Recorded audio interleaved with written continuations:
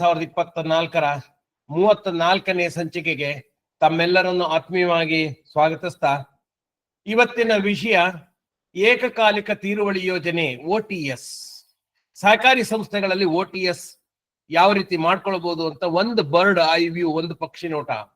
OTS ಬಗ್ಗೆ ಅನೇಕ ಸಹಕಾರಿ ಮಿತ್ರರು ಕೇಳ್ತಾ ಇರ್ತಾರೆ. ನಾವು ಬ್ಯಾಂಕ್ಗಳಲ್ಲಿ ಮಾಡ್ದಂಗೆ ನಾವು ಮಾಡಬಹುದಾ, ಅದರ ಇತಿಮಿತಿಗಳೇನು, ಅದ್ರ ರೂಪುರೇಷೆಗಳೇನು, ಅದನ್ನ ಯಾವ ರೀತಿ ಅಳವಡಿಸ್ಕೊಳ್ಬೇಕಾದ್ರೆ ಏನೇನು ವಿಷಯಗಳನ್ನು ಗಮನಿಸಬೇಕು. ಹಾಗಾಗಿ ಇವತ್ತಿನ ವಿಷಯ ಏಕಕಾಲಿಕ ತೀರುವಳಿ ಯೋಜನೆ. ಸ್ನೇಹಿತರೆ, ಏಕಕಾಲಿಕ ತೀರುವಳಿ ಯೋಜನೆ ಅಥವಾ OTS, ಇನ್ನು ಮುಂದಿನ ಸೆಷನ್ ಅಲ್ಲಿ ಪೂರ್ತಿ OTS ಅಂತ ಹೇಳ್ತಾ ಬರ್ತೀನಿ. OTS ಅಂತ ಹೇಳಿದ್ರೆ ಏನು, ಇದ್ರ ಬಗ್ಗೆ ನಾವು ನೋಡ್ಕೊಳ್ಳೋಣ. ಈ OTS ಸಹಕಾರ ಸಂಸ್ಥೆಗಳಿಗೆ ಹೆಚ್ಚಿನ ಕ್ರೆಡಿಟ್ ಕೋಪರೇಟಿವ್ ಸೊಸೈಟೀಸ್ ಏನಿದೀವಿ ಅವುಗಳಿಗೆ ಸಾಲ ವಸೂಲಾತಿ ಕ್ರಮಗಳಲ್ಲಿ ಇದು ಒಂದಾಗಿದೆ. ಆದ್ರೆ ನಮ್ಮ ಯಾವುದೇ ಸಹಕಾರ ಕಾಯ್ದೆಯಲ್ಲಿ OTS ಬಗ್ಗೆ ಕುರಿತಾಗಿ ಯಾವುದೇ ಕಾನೂನಾಗ್ಲಿ ಅಥವಾ ನಿಯಮಗಳಾಗ್ಲಿ ಅಥವಾ ಸ್ಪಷ್ಟ ಮಾರ್ಗಸೂಚಿಗಳಾಗ್ಲಿ ಇಲ್ಲ. ಸಹಕಾರಿ ಕಾಯ್ದೆಯಲ್ಲೂ ಇಲ್ಲ, ನಿಯಮಗಳಲ್ಲೂ ಇಲ್ಲ, ಅಥವಾ ಇದಕ್ಕೆ ಮಾರ್ಗಸೂಚಿನೂ ಇಲ್ಲ. ಹೀಗಿದ್ದಾಗ ಇದಕ್ಕೆ ಯಾವ ರೀತಿ ನಾವು ಅಳವಡಿಸ್ಕೊಳ್ಬಹುದು ಅನ್ನೋದನ್ನ ಒಂದಿಷ್ಟು ಯೋಚನೆ ಮಾಡ್ಬೇಕಾಗತ್ತೆ. RBI ತನ್ನ ಅಧೀನ ಬ್ಯಾಂಕ್ಗಳಿಗೆ ಈ ಬಗ್ಗೆ ಒಂದು ಸ್ಪಷ್ಟವಾದ ಮಾರ್ಗಸೂಚಿಯನ್ನು ಬಿಡುಗಡೆ ಮಾಡಿದೆ. ಅಂದ್ರೆ ಕೋಪರೇಟಿವ್ ಬ್ಯಾಂಕ್ಗಳು ಸೇರಿದಂತೆ ಎಲ್ಲ ಬ್ಯಾಂಕ್ಗಳಿಗೆ OTS ಯೋಜನೆ ಕುರಿತಾಗಿ RBI it has issued guidelines. ಆದ್ರೆ ಅದು ಸಹಕಾರಿಗಳಿಗೆ ಅನ್ವಯಿಸೋದಿಲ್ಲ. ಅಂದ್ರೆ ಸಹಕಾರಿಗಳ ಇದೇ ಬೇರೆ, ಪದ್ಧತಿನೇ ಬೇರೆ, ಅದರ ಬ್ಯಾಂಕ್ಗಳ ಪದ್ಧತಿನೇ ಬೇರೆ ಇರೋದ್ರಿಂದ OTS ಏನ್ ಬ್ಯಾಂಕ್ಗಳಿಗೆ ಅನ್ವಯಿಸುತ್ತೆ ಅದು ನೇರವಾಗಿ ಸಹಕಾರಿಗಳಿಗೆ ಅನ್ವಯಿಸ್ಕೊಳ್ಬಹುದಾ? ಇಲ್ಲ. ಈ ಹಿನ್ನೆಲೆಯಲ್ಲಿ ನಾವು ಸಹಕಾರಿಗಳಿಗೆ ಏಕಕಾಲ ತೀರುವಳಿ ಯೋಜನೆ OTS ಅನ್ನ ಯಾವ ರೀತಿ ಇದು ಮಾಡ್ಕೊಳ್ಬಹುದು, ಅದಕ್ಕೆ ನಾನು ಇವತ್ತಿನ ಏನು ಅವಧಿ ಇದೆ ಇದನ್ನ RBI ಮಾರ್ಗಸೂಚಿಯನ್ನು ಪರಿಗಣಿಸಿದ್ದೀನಿ. ಹಾಗೆ ಸಹಕಾರಿ ಕಾಯ್ದೆಯ ಕೆಲವೊಂದು ಅಂಶಗಳನ್ನ ಮುಂದೆ ಹೇಳ್ತಾ ಇರ್ತೀನಿ, ಅದನ್ನ ಹೇಳ್ತೀನಿ. ಹಾಗೆ ವ್ಯಾವಹಾರಿಕ ಅಂಶಗಳು, ನಮ್ಗೆ OTS ಬರುವಂತದ್ದು ಸಾಲದ ನಿಯಮಗಳಲ್ಲಿ, ಹಾಗಾಗಿ ಸಾಲದ ನಿಯಮಾವಳಿಗಳಲ್ಲಿ ಯಾವ್ದ್ಯಾವ್ದು ರೀತಿ ಇರ್ತದೆ, ಮತ್ತೆ ವ್ಯಾವಹಾರಿಕ ಆಶಯಗಳು, ಇಂಟೆನ್ಷನ್, ನಾವು ಬಿಸ್ನೆಸ್ ಇಂಟೆನ್ಷನ್ ಯಾವ ರೀತಿ ಮಾಡ್ಕೊಂಡಿರ್ತೀವಿ, ಬಡ್ಡಿ ರಿಯಾಯಿತಿ ಕೊಡುವಾಗ ಅಥವಾ ಅಸಲು ರಿಯಾಯಿತಿ ಕೊಡುವಾಗ ನಮ್ಮ ಇಂಟೆನ್ಷನ್ ಏನಿರಬೇಕು, ಹಾಗೆ ಬೇರೆ ಬೇರೆ ನ್ಯಾಯಾಲಯಗಳ ತೀರ್ಪುಗಳು ಏನಿದೆ, ಹಾಗೆ ಬೇರೆ ಬೇರೆ ತಜ್ಞರು ಅಥವಾ ಅನುಭವಿಗಳು ಏನ್ ಹೇಳ್ತಾರೆ ಇದ್ರ ಬಗ್ಗೆ, ಆದಾಯ ತೆರಿಗೆ ಕಾಯ್ದೆಯಲ್ಲಿ OTS ಬಗ್ಗೆ ಏನ್ ಅಂಶಗಳಿದ್ದಾವೆ, ಹಾಗೆ ಹಿಂದೆ ಜಾರಿಗೊಳಿಸಿದಂತಹ ಅನೇಕ OTS ಯೋಜನೆಗಳಲ್ಲಿ ಯಾವ್ಯಾವ ಅಂಶಗಳಿತ್ತು, ಈಗ ಬೇರೆ ಬೇರೆ ಕೋಪರೇಟಿವ್ ಬ್ಯಾಂಕ್ಗಳು ಮತ್ತು ನ್ಯಾಷನಲೈಸ್ಡ್ ಬ್ಯಾಂಕ್ಗಳು, ಮಲ್ಟಿನ್ಯಾಷನಲ್ ಬ್ಯಾಂಕ್ಗಳಲ್ಲಿ OTS ಯೋಜನೆಗಳು ಇದಾವೆ, ಅವುಗಳಲ್ಲಿರುವಂತಹ ಅಂಶಗಳೇನು, ಇದೆಲ್ಲದನ್ನು ಒಂದು ಅಧ್ಯಯನ ಮಾಡಿ ಅದರ ಸಾಧಕ ಬಾಧಕಗಳನ್ನ ಗಮನದಲ್ಲಿಟ್ಕೊಂಡು, ಮತ್ತೆ ನನ್ನ ಕಳೆದ 35 ವರ್ಷಗಳ ಲೆಕ್ಕ ಪರಿಶೋಧನಾ ಅನುಭವದ ಹಿನ್ನೆಲೆಯಲ್ಲಿ ಸಮಗ್ರ ಕಾಂಪ್ರೆನ್ಸಿವ್ ಅಂತ ಹೇಳೋದಿಲ್ಲ ನಾನು, ಇದು ಇಷ್ಟೇ ಹೀಗಿರ್ಬೇಕು ಅಂತ ಹೇಳೋದಿಲ್ಲ, ಆದ್ರೆ ಒಂದು ಹಂತದವರೆಗೆ ನಾವು OTS ಅನ್ನ ಯಾವ ರೀತಿ ಅಳವಡಿಸ್ಕೊಳ್ಬಹುದು ಅನ್ನೋದ್ರ ಬಗ್ಗೆ ಒಂದಿಷ್ಟು ಸ್ಪಷ್ಟತೆ ಸಿಗತ್ತೆ ಅನ್ನೋ ಕಾರಣಕ್ಕೋಸ್ಕರ ಈ ಅವಧಿಯನ್ನ ನಾನು ನಿರ್ವಹಿಸ್ತಾ ಇದ್ದೀನಿ. ಸ್ನೇಹಿತರೆ, ಏಕಕಾಲಿಕ ತೀರುವಳಿ ಅಥವಾ OTS ಅವಶ್ಯಕತೆ ಇದೆ ಯಾಕೆ ಅನ್ನೋದು ನಾವು ಫಸ್ಟ್ ನೋಡ್ಬೇಕಾಗತ್ತೆ. OTS ಅಂದ್ರೆ ಸುಸ್ತಿದಾರ ಸದಸ್ಯರಿಗೆ ತಮ್ಮ ಸಾಲ ಬಾಕಿಯನ್ನ ಏಕಕಾಲದಲ್ಲಿ ಪಾವತಿ ಮಾಡಲು ಅನುಕೂಲವಾಗುವಂತೆ ಮಾಡಬಹುದಾದ ಯೋಜನೆ. ಅಂದ್ರೆ ಸಾಲ ಸುಸ್ತಿಯಾಗಿರ್ತದೆ, ಅನೇಕ ಕ್ರಮಗಳನ್ನು ತಗೊಂಡಿರ್ತೀವಿ, ಆದರೂ ಅವರಿಂದ ನಮಗೆ ವಸೂಲಿ ಮಾಡ್ಲಿಕ್ಕೆ ಆಗ್ತಾ ಇರೋಲ್ಲ, ಎಲ್ಲೋ ಒಂದ್ ಕಡೆ ಆಫರ್ ಬರ್ತದೆ, ನೀವು ಹೀಗೆ ನಮ್ಗೆ ಅಷ್ಟು ದುಬಾರಿ ಆಗ್ತಾ ಇದೆ, ಬಡ್ಡಿ ಬಿಡ್ತೀರಿ ಅಥವಾ ಬಡ್ಡಿ ರಿಯಾಯಿತಿ ಕೊಡ್ತೀರಿ ಅಂದ್ರೆ ನಾವು ಸಾಲವನ್ನ ಸಾಲವನ್ನ ನಾವು ತೀರಿಸ್ಲಿಕ್ಕೆ ರೆಡಿ ಇದೀವಿ ಅಂತೇಳಿ ಈ ರೀತಿ ಎಲ್ಲ ಬರ್ತಾರೆ. ಆವಾಗ ನಾವು ಯಾವ ಕ್ರಮವನ್ನು ತಗೊಳ್ಬೇಕು, ಈ ರೀತಿ ಸುಸ್ತಿದಾರರ ಸದಸ್ಯರಾಗಿದ್ರೆ ಮಾತ್ರ OTS ಬರುತ್ತೆ, ಇಲ್ಲದ್ರೆ ನಮ್ಗೇನು OTS ಯೋಜನೆನೇ ಬರೋದಿಲ್ಲ. ಅಂತವರಿಗೆ ಯಾವ ರೀತಿ ನಾವು ಕ್ರಮಗಳನ್ನು ತಗೊಳ್ಬಹುದು, ಅಂತವರ ಕುರಿತಾಗಿ ನಾವು ಯಾವ ಪ್ರಕ್ರಿಯೆಯನ್ನ ಜಾರಿಯಲ್ಲಿ ಇಡಬೇಕಾಗತ್ತೆ ಅನ್ನೋದನ್ನ ಇವತ್ತು ನೋಡೋಣ. ಈ OTS ಯೋಜನೆ ಇದೆ ಅಂತಾದ್ರೆ ಸುಸ್ತಿದಾರರ ಸದಸ್ಯರಿಗೆ, ಎಲ್ಲ ಸುಸ್ತಿದಾರರ ಸದಸ್ಯರಿಗೂ ನಾವು OTS ಜಾರಿಗೊಳಿಸಲೇಬೇಕು ಅಂತಿಲ್ಲ. ಅರ್ಹ ಪ್ರಸಂಗಗಳಲ್ಲಿ, ಅರ್ಹ ಪ್ರಸಂಗ ಅಂದ್ರೆ ಏನು, ಯಾವುದೇ ರೀತಿ ಅರ್ಹ ಪ್ರಸಂಗಗಳನ್ನ ನಾವು ಗುರುತಿಸ್ಬೇಕು, ಡಿಸ್ಕಸ್ ಮಾಡೋಣ. ಮತ್ತೆ ಸಹಕಾರ ಸಂಘಗಳ ನಮ್ಮ ಬಂಡವಾಳ ಮೂಲಗಳ ವೆಚ್ಚ ಇದೇನಿದೆಯಾ, ಕಾಸ್ಟ್ ಆಫ್ ಫಂಡ್, ಇದನ್ನೂ ನಾವು ಕ್ಯಾಲ್ಕುಲೇಟ್ ಮಾಡ್ಕೊಳ್ಬೇಕು.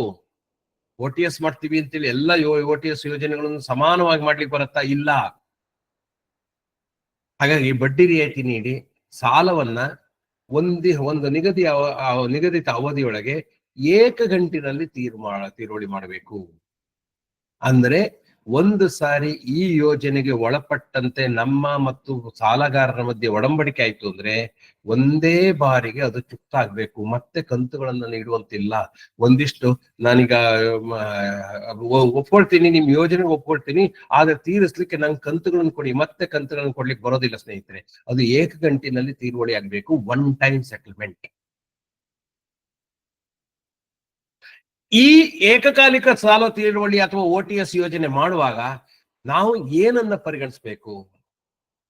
ಸಹಕಾರ ಸಂಸ್ಥೆ ಆಯಾ ಸದಸ್ಯರ ಸ್ಥಿತಿಗತಿ ವಸೂಲಾತಿ ಮಾಡ್ಲಿಕ್ಕೆ ಅನುಕೂಲ ಇದೆ ಅಂತಿದ್ರೆ ನಾವು OTS ಯೋಜನೆಯನ್ನ ಜಾರಿಗೊಳಿಸ್ಲಿಕ್ಕೆ ಹೋಗ್ಬಾರ್ದು. ಯಾಕೆ ಅನ್ನೋದು ಮುಂದೆ ಹೇಳ್ತೀನಿ ನಾನು. ಆಯಾ ಸದಸ್ಯರ ಜೊತೆಗಿರುವಂತಹ ಸಂಬಂಧ, ಅವರು ಮತ್ತು ಸಂಸ್ಥೆ ಒಡನೆ ಇರುವಂತಹ ಸಂಬಂಧ, ಅವ್ರಿಗೆ ಕೊಟ್ಟಿರುವಂತಹ ಸಾಲ ವಸೂಲಾಗುವ ಸಾಧ್ಯತೆಯ ಪ್ರಮಾಣ ಎಷ್ಟಿದೆ, ಪ್ರಾಬಬಿಲಿಟಿ ಆಫ್ ರಿಕವರಿ, ಅಕಸ್ಮಾತ್ ಸಾಲ ವಸೂಲಾತಿ ಪ್ರಕ್ರಿಯೆಯಲ್ಲಿ ಯಾವುದೋ ಒಂದು ಟೆಕ್ನಿಕಲ್ ಆಗಿ ಅಥವಾ ಎಲ್ಲೋ ಒಂದ್ ಕಡೆ ನಾವು ಹೆಲ್ಡಪ್ ಆಗ್ಬಿಟ್ಟಿದೀವಿ, ಒಂದಿಷ್ಟು ಸಂದಿಗ್ಧತೆ ಇರ್ತದೆ, ಕಾಂಪ್ಲಿಕೇಶನ್ ಇರ್ತದೆ. ಮೇಲ್ನೋಟಕ್ಕೆ ನಮಗೆ ಅನುಕೂಲಕರವಾದ ಪರಿಸ್ಥಿತಿ ಇರ್ತದೆ, ಆದರೆ ಪ್ರಕ್ರಿಯೆ ಜಾರಿಗೊಳಿಸುವಾಗ ನಮ್ಗೆ ಗೊತ್ತಾಗ್ತದೆ, ಇದು ನಮಗೆ ಜಾರಿಗೊಳಿಸ್ಲಿಕ್ಕೆ ಕಷ್ಟ ಆಗತ್ತೆ, ಈ ಪ್ರಕ್ರಿಯೆಯಲ್ಲಿ ನಾವು ಮುಂದುವರೆದ್ರೆ ನಮಗೆ ಕಷ್ಟ ಆಗತ್ತೆ ಅನ್ನೋದು. ಇದರಿಂದ ಸಹಕಾರ ಸಂಸ್ಥೆ ಮೇಲೆ ಏನ್ ಪರಿಣಾಮ ಆಗತ್ತೆ? ನಾವು ಈ OTS ಅನ್ನ ಇವರಿಂದ ಈ OTS ಗೆ ಅನುಮೋದನೆ ಮಾಡ್ಕೊಂಡ್ರೆ, ಅವರಿಂದ ನಾವು ಒನ್ ಟೈಮ್ ಸೆಟಲ್ಮೆಂಟ್ ಮಾಡ್ಕೊಂಡ್ರೆ ನಮ್ಮ ಈ ವರ್ಷದ ಪ್ರಾಫಿಟ್ ಅಂಡ್ ಲಾಸ್ ಅಕೌಂಟ್ ಮೇಲೆ ಅಥವಾ ವ್ಯಾವಹಾರಿಕ ಸ್ಥಿತಿ ಮೇಲೆ ಏನು ಪ್ರಭಾವ ಬೀರುತ್ತೆ? ಈಗ ಯಾರ ಮೇಲೆ OTS ನಾವು ಜಾರಿಗೊಳಿಸ್ತಾ ಇದೀವಿ ಅದಲ್ಲದೆ ಬೇರೆ ಸಾಲಗಳಿದಾವೆ, ಅವುಗಳ ಮೇಲೆ ಏನಾಗುತ್ತೆ ಪರಿಣಾಮ ಇತ್ಯಾದಿಗಳನ್ನೆಲ್ಲದನ್ನು ಗಮನದಲ್ಲಿಟ್ಕೊಂಡು ಏಕಾಏಕಿ ಯಾವುದೇ OTS ಅನ್ನ ಜಾರಿಗೊಳಿಸ್ಲಿಕ್ಕೆ ಬರೋದಿಲ್ಲ. ಇಷ್ಟನ್ನು ಗಮನದಲ್ಲಿಟ್ಕೊಂಡು ಯಾವುದೇ ವ್ಯತಿರಿಕ್ತವಾಗಿ ಅಡ್ಡ ಪರಿಣಾಮ ಬೀರದಂತೆ ನೋಡ್ಕೊಳ್ಬೇಕು. ಒಂದೇ ಸಲ ಅಷ್ಟೂ ಸಾಲಗಳನ್ನ ತೀರಿಸಲು ಇಚ್ಛೆ ಪಡುವಂತಹ ಸದಸ್ಯರಿಗೆ, ಮತ್ತೊಮ್ಮೆ ಹೇಳ್ತಾ ಇದ್ದೀನಿ, ಒಂದ್ಸಾರಿ OTS ಆಯ್ತು ಅಂದ್ರೆ ಅಷ್ಟೂ ಸಾಲವನ್ನು ಅವರಿಗೆ ಕಂತುಗಳನ್ನ ಮತ್ತೆ ಕೊಡುವಂತಿಲ್ಲ. ಅವರಿಂದ ಒಂದು ಅರ್ಜಿ ತಗೊಂಡು, ನಾವಾಗಿ ಜಾರಿಗೊಳಿಸೋದಲ್ಲ, ಅವರು ವಿನಂತಿ ಮಾಡಬೇಕು, ಅವರಿಂದ ಅರ್ಜಿ ತಗೊಂಡು ರಿಯಾಯಿತಿ ಬಡ್ಡಿ ದರದಲ್ಲಿ ಅಥವಾ ವಿನಾಯಿತಿ ಬಡ್ಡಿ ವಿನಾಯಿತಿ ಮಾಡಿ ಸಾಲ ತುಂಬಲಿಕ್ಕೆ ಅನುವು ಮಾಡ್ಕೊಡ್ಬಹುದು.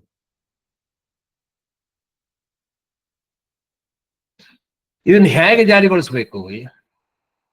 ಬಡ್ಡಿ ರಿಯಾಯಿತಿ ನೀಡಬೇಕಾದಾಗ ಆಡಳಿತ ಮಂಡಳಿ ಯಾವ ಆಧಾರದಲ್ಲಿ ಬಡ್ಡಿ ರಿಯಾಯಿತಿ ನೋಡ್ಬೋದು ಅಂದ್ರೆ ಕಾಸ್ಟ್ ಆಫ್ ಫಂಡ್ಸ್.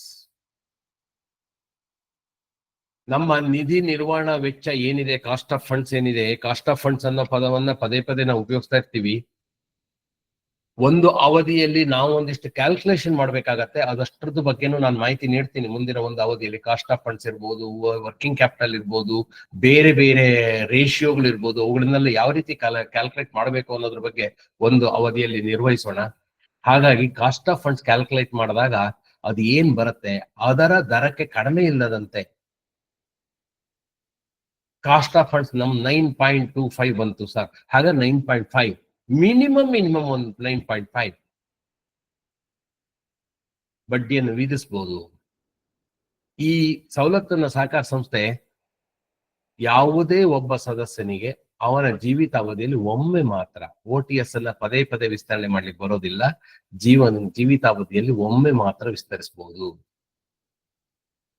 ಯಾಕೆ ಅನ್ನೋದು ಮುಂದೆ ನಾವು ಡಿಸ್ಕಸ್ ಮಾಡಿದ್ಮೇಲೆ ಗೊತ್ತಾಗತ್ತಿದೆ.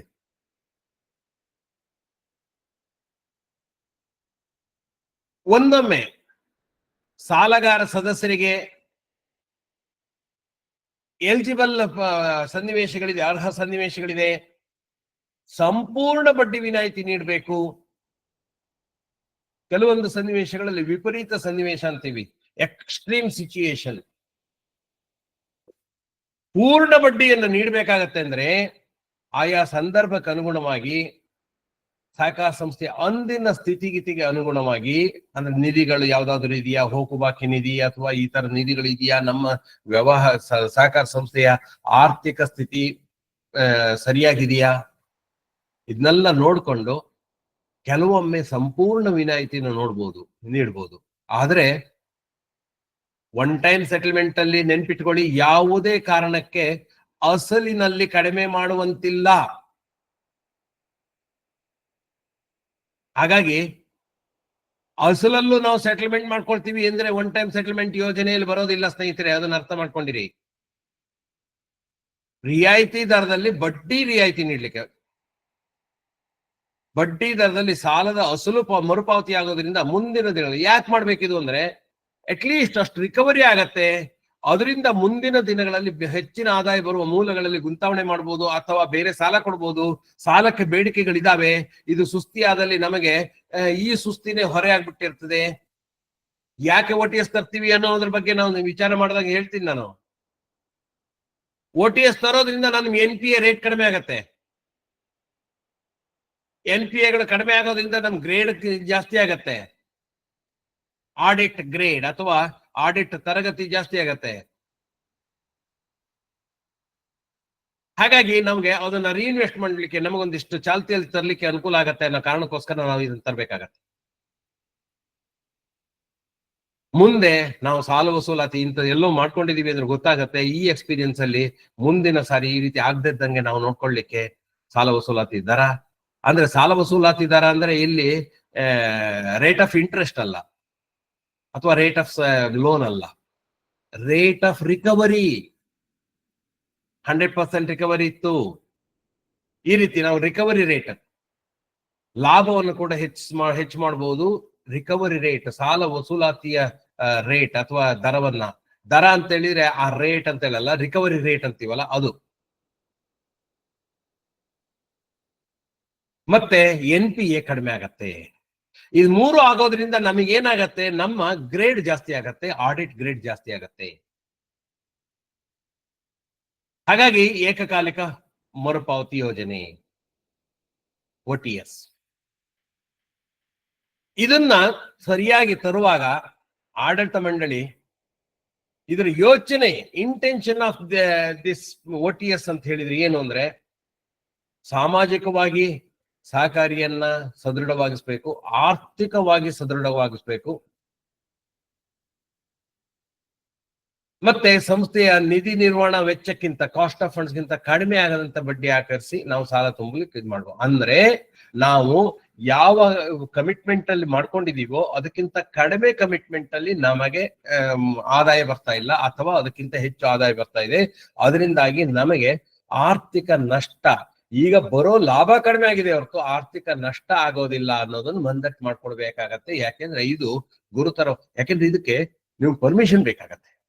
ಪರ್ಮಿಷನ್ ಕೊಡುವಾಗ ಇದನ್ನೆಲ್ಲ ಕ್ಯಾಲ್ಕುಲೇಷನ್ ಕೇಳ್ತಾರೆ, ಯಾರ್ಯಾರು ಪರ್ಮಿಷನ್ ಬೇಕು, ಯಾವ ರೀತಿ ಪರ್ಮಿಷನ್ ತಗೊಳ್ಬೇಕು ಮತ್ತು ಯಾವ ರೀತಿಯಲ್ಲಿ ಅದನ್ನ ಅಳವಡಿಸ್ಕೊಳ್ಬೇಕು ಅನ್ನೋದನ್ನ ಹೇಳ್ತೀನಿ ನಾನು. ಈ OTS ಯೋಜನೆ ಹೇಗೆ, OTS ಅನ್ನು ಒನ್ ಟೈಮ್ ಸೆಟಲ್ಮೆಂಟ್ ಅಂತ ಹೇಳಿದ್ರೆ ಯಾವ ಕಾನೂನು ಅಡಿಯಲ್ಲಿ ಬರ್ತದೆ? ಕೆಲವು ಸಾರಿ ನಮ್ಗೆ ಇದರಲ್ಲಿ ಎಲ್ಲಿದೆ, ಸಹಕಾರಿ ಕಾಯ್ದೆಯಲ್ಲಿ ಬರುತ್ತಾ ಅಥವಾ RBI ಕಾಯ್ದೆಯಲ್ಲಿ ಬರುತ್ತಾ? ಇದು ಬರುವಂತದ್ದು ಆರ್ಬಿಟ್ರೇಷನ್ ಅಂಡ್ ಕನ್ಸಿಲಿಯೇಷನ್ ಆಕ್ಟ್ ಅಂತ ಹೇಳಿ ಒಂದಿದೆ, ರಾಜಿ ಮತ್ತು ಸಂಧಾನ ಕಾಯ್ದೆ. ಆರ್ಬಿಟ್ರೇಷನ್ ಅಂಡ್ ಕನ್ಸಿಲಿಯೇಷನ್ ಆಕ್ಟ್ ಕೆಳಗಡೆ ಇದು ಒಂದು ಪ್ರಕ್ರಿಯೆ.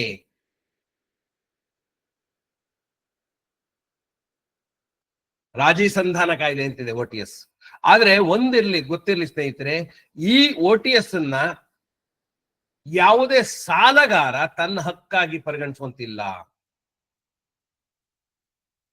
OTS ಮಾಡ್ರಿ, ನಾನು ಕೊಡ್ತೀನಿ, no, he can not demand for OTS.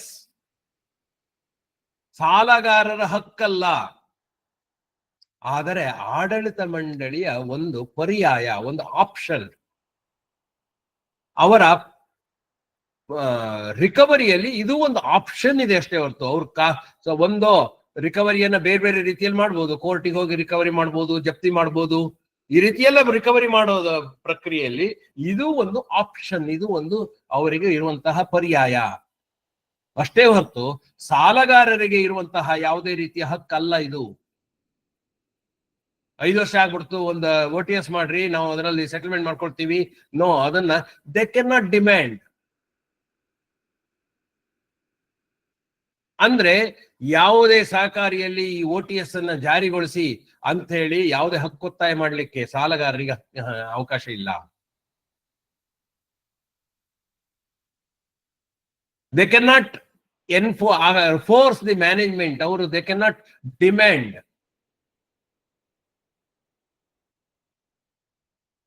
ಈ OTS ನಲ್ಲಿ ಸುಸ್ತಿದಾರ ಸದಸ್ಯನು ಏನಿದ್ದಾನೆ, ಅವನು ತಾನು ಸಹಕಾರಿಯಲ್ಲಿ ಹೊಂದಿರುವ ಎಲ್ಲಾ ಸಾಲವನ್ನು ಏಕಕಾಲದಲ್ಲಿ ಪಾವತಿಸುವಾಗಿ ಅದಕ್ಕೆ ಬಡ್ಡಿ ರಿಯಾಯಿತಿ ನೀಡಲು ವಿನಂತಿ ಅರ್ಜಿಸಬೇಕು. ಈಗ ರವೀಂದ್ರನಾಥ್ 5 ಸಾಲಗಳನ್ನು ಹೊಂದಿದ್ದಾನೆ. ಅದರಲ್ಲಿ ಒಂದು ಸಾಲ ಮಾತ್ರ ಸುಸ್ತಿಯಾಗಿ ಬಾಕಿಯಾಗಿ ತುಂಬಾ ರಗಳೆ ಆಗಿದೆ, ಅಥವಾ ಅದೊಂದು ಮಾತ್ರ ಜಾಮೀನು ಸಾಲ ಇದೆ, ಬಾಕಿ ಎಲ್ಲ ಭದ್ರತಾ ಸಾಲ ಇದೆ. ಹಾಗಾದ್ರೆ ಒಂದು ಸಾಲವನ್ನು ಮಾತ್ರ OTS ಮಾಡ್ಕೊಳ್ಳೋಣ, ಬಾಕಿ ಬಿಟ್ಬಿಡೋಣ. ನಾನು ಯಾವುದೇ ಸಾಲಗಾರನ ಪೂರ್ತಿ ಸಾಲವನ್ನ, ಅವನ ಎಲ್ಲ ಸಾಲವನ್ನು ಏಕಕಾಲದಲ್ಲಿ ತೀರಿಸಬೇಕು. ಅವನ ಜಾಮೀನು ಸಾಲವನ್ನು ಮಾತ್ರ ನಾವು OTS ಅಲ್ಲಿ ಮಾಡ್ಕೊಳ್ಳೋಣ, ಭದ್ರತಾ ಸಾಲ ಮುಂದುವರ್ಸೋಣ, ಇಲ್ಲ, ಅದು ಬರೋದಿಲ್ಲ.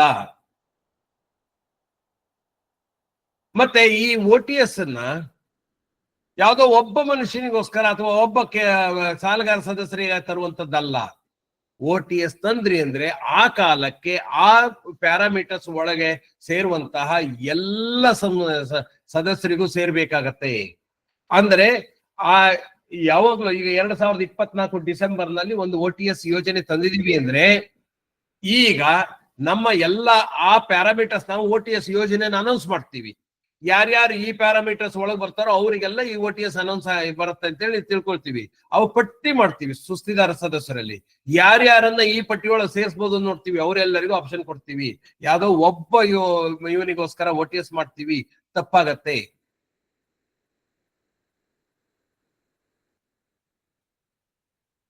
ಈ ಯೋಜನೆಯನ್ನ ತರಬೇಕಿದ್ರೆ ಸುಮ್ಮನೆ ತಂದ್ಬಿಡ್ಬೋದಾ? ಡೈರೆಕ್ಟರ್ ಸೇರ್ಕೊಂಡು ಒಬ್ರಿಗೆ ಯಾರಿಗೂ ಹೇಳಿ ಏಕಾಏಕಿ ತಂದ್ಬಿಡ್ಬೋದಾ? ಇಲ್ಲ. ಈ ಪ್ರತಿಯೊಂದು OTS is A stand alone scheme. ಇವತ್ತು ಈಗ 2024ರಲ್ಲಿ ಮಾಡಿರುವಂತಹ OTS ಸ್ಕೀಮು ಈ ಸಹಕಾರ ಸಂಸ್ಥೆಯ ಎಲ್ಲ OTSಗೂ ಇಲ್ಲ. 14ರಲ್ಲಿ ಒಂದು OTS ಮಾಡಿದ್ವಿ, ಅದರ ನಿಯಮಗಳು ಬೇರೆ ಇದ್ವು. 24ರಲ್ಲಿ ಒಂದು ಮಾಡ್ತಾ ಇದೀವಿ, ಇದರ ನಿಯಮಗಳೇ ಬೇರೆ ಇದೆ. ಮತ್ತೆ 34ರಲ್ಲೋ ಮತ್ತಿನ್ ಯಾವಾಗ್ಲೋ ಮಾಡ್ತೀವಿ, ಅದರ ನಿಯಮಗಳೇ ಬೇರೆ ಇರ್ಬೋದು. ಅಂದಿನ ಪರಿಸ್ಥಿತಿಗೆ ಹೊಂದಿಕೊಂಡು, ಅಂದಿನ ಕಾಲಮಾನಕ್ಕೆ ಸರಿಯಾಗಿ, ಅಂದಿನ ಇದಕ್ಕೆ ಏನು ಕಾನೂನುಗಳಿದೆ, ಅವತ್ತಿನ ಕಾಲಮಾನಕ್ಕೆ ಅವತ್ತಿನ ಕಾನೂನುಗಳಿಗೆ ಅನುಗುಣವಾಗಿ ಅವತ್ತಿನ ನಮ್ಮ NPA ಅಥವಾ ನಮ್ಮ ಸುಸ್ತಿದಾರ ಸದಸ್ಯರ ವಸೂಲಾತಿ ಪ್ರಕ್ರಿಯೆಯಲ್ಲಿರುವಂತಹ ಗೊಂದಲಗಳು ಅಥವಾ ಸಂದಿಗ್ಧತೆಗಳು ಅಥವಾ ಕಾನೂನು ಕಾಂಪ್ಲಿಕೇಶನ್ಸ್ ಗಳನ್ನ ಪರಿಗಣಿಸಿ ನಾವು ಒಂದು OTS ಅನ್ನ ಅನೌನ್ಸ್ ಮಾಡ್ತೀವಿ. OTS ತರೋದಕ್ಕಿಂತ ಮೊದಲು ಆಡಳಿತ ಮಂಡಳಿ ಇಂತಿಂತ ಕಾರಣಗಳಿಗೋಸ್ಕರ ಇಂತಿಂತವರನ್ನ ನಾವು OTS ಯೋಜನೆಯಲ್ಲಿ ತರ್ಲಿಕ್ಕೆ ಇದು ಮಾಡಿದೀವಿ ಅಂತೇಳಿ ಯೋಚನೆ ಮಾಡ್ಕೊಂಡು ಅದಕ್ಕೆ ನಿಯಮಾವಳಿಗಳನ್ನ ರಚನೆ ಮಾಡ್ಕೊಂಡು OTS ಅನ್ನ ಹಾಗೆ ನಾವು 1 to 1 ಮಾಡ್ಕೊಂಡು ನೀನ್ ಬಾರೋ ಸೆಟಲ್ಮೆಂಟ್ ಮಾಡೋ ತಗೊಂಡೋಗೋ, ಹಾಗೆ ಬರೋದಿಲ್ಲ ಸ್ನೇಹಿತರೆ. ಎಷ್ಟೋ ಜನ ಆ ರೀತಿ ಅನ್ಕೊಂಡ್ಬಿಟ್ಟಿದ್ದಾರೆ. OTS ಅಂದ್ರೆ ಅವ್ನ್ ಕರೆದು ಸೆಟಲ್ಮೆಂಟ್ ಮಾಡ್ಕೊಂಡು ಬಿಡುಗಡೆ ಮಾಡ್ಕೊಳ್ಸ್ಬಿಡೋದು. ಇಲ್ಲ, ತಪ್ಪಾಗತ್ತೆ. ಅದು ಚಾಲ್ತಿಯಲ್ಲಿ ನಡೀತಾ ಇದೆ. ಯಾಕೆ ಅಂದ್ರೆ ಅದು ಯಾವ ರೀತಿ ಇರ್ಬೇಕಾಗಿತ್ತು ಅಂತ ನಮಗೆ ಹೆಚ್ಚಿನವರಿಗೆ ಗೊತ್ತಿಲ್ಲ. ಸರ್, ನಮ್ಮಲ್ಲಿ ಇಂಡಿವಿಜುವಲ್ ಆಗಿ ಯಾರನ್ನೋ ಒಬ್ಬರನ್ನ ಕರೆಸಿ ಮಾತಾಡಿ ಸೆಟಲ್ಮೆಂಟ್ ಮಾಡ್ಕೊಂಡ್ವಿ ಸರ್, ಬಡ್ಡಿ ರಿಯಾಯಿತಿ ತೋರಿಸಿದ್ವಿ ಸರ್, ವಸೂಲನ್ನು ಬಿಟ್ವಿ. ಎಲ್ಲಿ ನಿಯಮಗಳು ಇದ್ದಾವೆ ಅಲ್ಲಿ ನೀವು ರಕ್ಷಣೆ ಪಡಿತೀರಿ. ಎಲ್ಲಿ ನಿಯಮಾವಳಿಗಳನ್ನು ಮಾಡ್ಕೊಂಡಿಲ್ಲ ಅದನ್ನ ಸಾಮಾನ್ಯ ಸಭೆ ನಿಮ್ಮನ್ನ ಒಪ್ಪಲಿಲ್ಲ ಅಂದ್ರೆ ನೀವು ಆಡಳಿತ ಮಂಡಳಿಯವರು ಅದನ್ನ ಸಂಪೂರ್ಣವಾಗಿ ಭರಿಸತಕ್ಕದ್ದು ಮುಂದೆ ತೋರಿಸ್ತೀನಿ ನಾನು. ಹಾಗಾಗಿ ಅದಕ್ಕೊಂದು ನಿಯಮಾವಳಿಗಳನ್ನು ಮಾಡಿ ಅದನ್ನ ಸಾಮಾನ್ಯ ಸಭೆಯಲ್ಲಿ ಅನುಮೋದನೆ ಪಡೆದು ನಿಬಂಧಕರ ಒಪ್ಪಿಗೆ ಪಡಿಬೇಕು. ಯಾರು ಸಹಕಾರ ಸಂಘಗಳಾದ್ರೆ ನಿಬಂಧಕರ ಒಪ್ಪಿಗೆ ಪಡಿಬೇಕು, ಸೌಹಾರ್ದ ಸಹಕಾರಿಗಳಾದ್ರೆ ಅವ್ರು ಜಾರಿಗೊಳಿಸಬಹುದು. ಸಹಕಾರ ಸಂಘಗಳಿಗೆ ನಿಬಂಧಕರ ಒಪ್ಪಿಗೆ ಪಡಿಬೇಕು. ಯಾವುದೇ OTS ಯೋಜನೆಗಳನ್ನ ಇದು ಮಾಡೋದಿದ್ರೆ ಅವರ AR ಅಥವಾ DR ಅಥವಾ JR ಅಥವಾ RCS ಆ ನಿಬಂಧಕರ ಹತ್ರ ಅನುಮೋದನೆಗೆ ಕಳಿಸುವಾಗ ಅವ್ರು ಕಂಪ್ಲೀಟ್ ಡೀಟೇಲ್ ಕೇಳ್ತಾರೆ. ಎಷ್ಟು ಸಾರಿ ನೋಟಿಸ್ ಕಳಿಸಿದ್ರಿ, ಏನೇನ್ ಅಸೆಟ್ಸ್ ಇದೆ, ಅವ್ರಿಗೆ ಎಷ್ಟು ಸಾರಿ ಲೋನ್ ಕೊಟ್ಟಿದ್ರಿ, ಅವ್ರ ವಸೂಲಾತಿ ಕ್ರಮ ಹೇಗಾಗಿದೆ, ಎಷ್ಟು ವರ್ಷದಿಂದ ಸುಸ್ತಿಯಾಗಿದೆ, ಈಗ ಹೇಗೆ ಕ್ಯಾಲ್ಕುಲೇಟ್ ಮಾಡಿದಿರಿ, ನಿಮ್ ಕಾಸ್ಟ್ ಆಫ್ ಫಂಡ್ಸ್ ಏನು, 3 ವರ್ಷದ ಯಾವರೇಜ್ ಪ್ರಾಫಿಟ್ ಏನಿದೆ, ನಿಮ್ದು 3 ವರ್ಷದ ಯಾವರೇಜ್ ಕಾಸ್ಟ್ ಆಫ್ ಫಂಡ್ಸ್ ಏನಿದೆ, ಸಾಲ ಎಷ್ಟು ವರ್ಷದಿಂದ ಕೊಟ್ಟಿದ್ದೀರಿ, ಅವ್ರಿಗೆ ಹಿನ್ನೆಲೆ ಏನು, ತುಂಬಾ ನಿಯಮಗಳ ಅಂದ್ರೆ ಡೀಟೇಲ್ಸ್ ಅನ್ನ ಕೇಳ್ತಾರೆ ಅವರು. ಅದಷ್ಟನ್ನು ಸ್ಯಾಟಿಸ್ಫೈ ಮಾಡಿದರೆ ಮಾತ್ರ ಅವರು ಅನುಮೋದನೆ ಕೊಡ್ತಾರೆ. ಯಾಕೆಂದ್ರೆ ಈ OTS ಯೋಜನೆಯಲ್ಲಿ ಇರುವಂತದ್ದು ಕೇವಲ 100,000ಗಳಲ್ಲಿ ಯಾವುದು OTS ಯೋಜನೆ ಬರೋದಿಲ್ಲ, ಲಕ್ಷ ಲಕ್ಷ ಕೋಟಿ ಕೋಟಿ ಗಟ್ಟಲೆ ಬರ್ತದೆ. ಹಾಗಾಗಿ ಅದನ್ನ ನಾವು ಪೂರ್ತಿಯಾಗಿ ಅದನ್ನ ಯಾವ ರೀತಿ ಪ್ರೆಸೆಂಟೇಶನ್ ಮಾಡಬೇಕು ಅನ್ನೋದನ್ನು ಕೂಡ ನಾವು ಕಲ್ತ್ಕೊಳ್ಬೇಕು. ಸಪೋಸ್ ಇದನ್ನ ಅಳವಡಿಸ್ಕೊಂಡಿದೀವಿ, ಸಾಮಾನ್ಯ ಸಭೆ ಒಪ್ಪಿದೆ ಅಂತ ಹೇಳಿದ್ರೆ, ಮುಂದಿನ ಸಭೆಯಲ್ಲಿ ಈ ಯೋಜನೆ ಅಳವಡಿಸ್ಕೊಂಡ ನಂತರ ಯೋಜನೆಯ ಫಲಾನುಭವಿಗಳ ವಿವರಗಳನ್ನು ಸಾಮಾನ್ಯ ಸಭೆಯಲ್ಲಿ ಮಂಡಿಸಿ ಒಪ್ಪಿಗೆ ಪಡಿಬೇಕು. ಅಂದ್ರೆ ಎಷ್ಟು ಸಾಲಗಳನ್ನ ಕೊಟ್ಟಿದ್ವಿ, ಎಷ್ಟು ಯಾವ ರೀತಿಯ ಸಾಲಗಳು, ಅದರಲ್ಲಿ ಎಷ್ಟು ಬಾಕಿ ಇತ್ತು, ಅದಕ್ಕೆ ಎಷ್ಟು ಬಡ್ಡಿ ಆಗ್ತಿತ್ತು, ಅದನ್ನ ರಿಯಾಯಿತಿ ಮಾಡೋದ್ರಿಂದ ಎಷ್ಟು ಕಡಿಮೆ ಆಗಿದೆ, ಬಡ್ಡಿ ಎಷ್ಟು ಬಂದಿದೆ, ವಸೂಲು ಎಷ್ಟು ಬಂದಿದೆ, ಈ ವಿವರಗಳನ್ನೆಲ್ಲ ಸಾಮಾನ್ಯ ಸಭೆಯಲ್ಲಿ ಇಡಬೇಕು.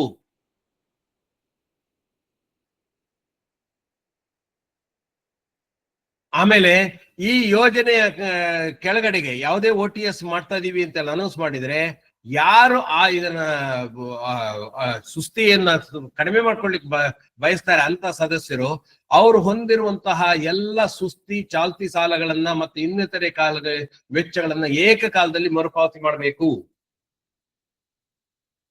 ಯಾವುದೋ ಒಂದು ಸುಸ್ತಿಯಾಗಿದೆ, ಆ ಸುಸ್ತಿಯಾದ ಸಾಲವನ್ನು ಮಾತ್ರ ಮಾಡ್ಕೊಳ್ತೀನಿ ಅಲ್ಲ, ಅವರ ಚಾಲ್ತಿಯಲ್ಲಿರುವ ಸಾಲಗಳನ್ನು ಕೂಡ ಚುಕ್ತ ಮಾಡ್ಕೊಳ್ಬೇಕು.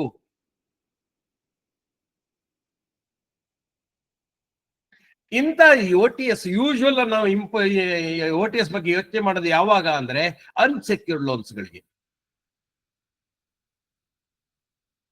ಸೆಕ್ಯೂರ್ಡ್ ಲೋನ್ಸ್ ಇದೆ ನೋಡಿ, ಚಿನ್ನಾಭರಣ ಸಾಲ, ಠೇವಣಿ ಆಧಾರ ಸಾಲ ಅಥವಾ ಆಸ್ತಿ ಭದ್ರತಾ ಸಾಲ ಮುಂತಾದ ಭದ್ರತಾ ಸಾಲಗಳಿಗೆ ಅನ್ವಯ ಆಗುವುದಿಲ್ಲ. ಅಕಸ್ಮಾತ್ ಭದ್ರತಾ ಸಾಲ ಆಗಿದೆ, ಆದ್ರೆ ಭದ್ರತೆ ಪಡೆದಿರುವಂತದ್ದು ಈಗಿನ ಮಾರುಕಟ್ಟೆ ಮೌಲ್ಯದ ಪ್ರಕಾರ ನೋಡಿದ್ರೆ ಕಡಿಮೆ ಆಗಿದೆ. ನಾವು 10 ಲಕ್ಷ ಮೌಲ್ಯದ ಪ್ರಾಪರ್ಟಿಯನ್ನು ತಗೊಂಡು 7 ಲಕ್ಷ ರೂಪಾಯಿ ಕೊಟ್ಟಿದ್ವಿ, ಈಗ 10 ಲಕ್ಷ ಮೌಲ್ಯದ್ದು ಕಡಿಮೆ ಆಗಿದೆ, 9 ಲಕ್ಷಕ್ಕೆ ಬಂದಿದೆ, ಆದರೆ ನಮ್ದು ಬಡ್ಡಿ ಬಾಕಿ ವಸೂಲು ಬಾಕಿ ಎಲ್ಲ ಸೇರಿ 11 ಲಕ್ಷಕ್ಕೆ ಹೋಗಿದೆ.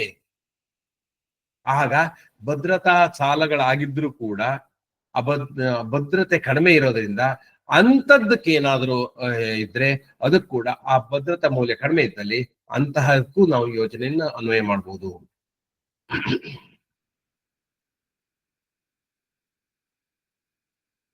ಯಾಕೆ ಅಷ್ಟು ಸಾಲಗಳನ್ನ ಒಂದೇ ಸಾರಿ ಬದಲಿ ಮಾಡ್ಕೊಳ್ಬೇಕು ಅಂತ ಹೇಳಿದ್ರೆ ನೋಡಿ, ಅಂತಹ ಸಾಲಗಾರರಿಗೆ ಯಾರ್ಯಾರು ಈ ರೀತಿ ಸವಲತ್ತು ಪಡಿತಾರೆ ಅಂತಹ ಸಾಲಗಾರರಿಗೆ ಮುಂದೆ ಸಂಪೂರ್ಣ ಭದ್ರತಾ ಸಾಲಗಳನ್ನು ಹೊರತು ಯಾವುದೇ ಸಾಲಗಳನ್ನ ನೀಡುವಂತಿಲ್ಲ ಅವರ ಜೀವಿತಾವಧಿಯಲ್ಲಿ. ಒಮ್ಮೆ ಈ ಸವಲತ್ತನ್ನು ಉಪಯೋಗಿಸ್ಕೊಂಡಿದ್ದಾರೆ, OTS ಯೋಜನೆಯನ್ನು ಉಪಯೋಗಿಸ್ಕೊಂಡಿದ್ದಾರೆ ರವೀಂದ್ರನಾಥ್ ಅಂದ್ರೆ ರವೀಂದ್ರನಾಥ್ಗೆ ಅವನ ಜೀವಿತಾವಧಿಯಲ್ಲಿ ಜಾಮೀನು ಸಾಲದ ಲಭ್ಯತೆ ಇರೋದಿಲ್ಲ.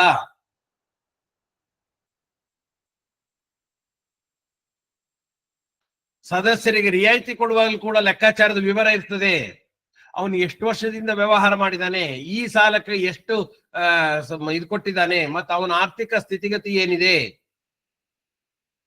ಈಗ ಎಷ್ಟು ವರ್ಷದ ಸಾಲ ಬಾಕಿ ಇದೆ,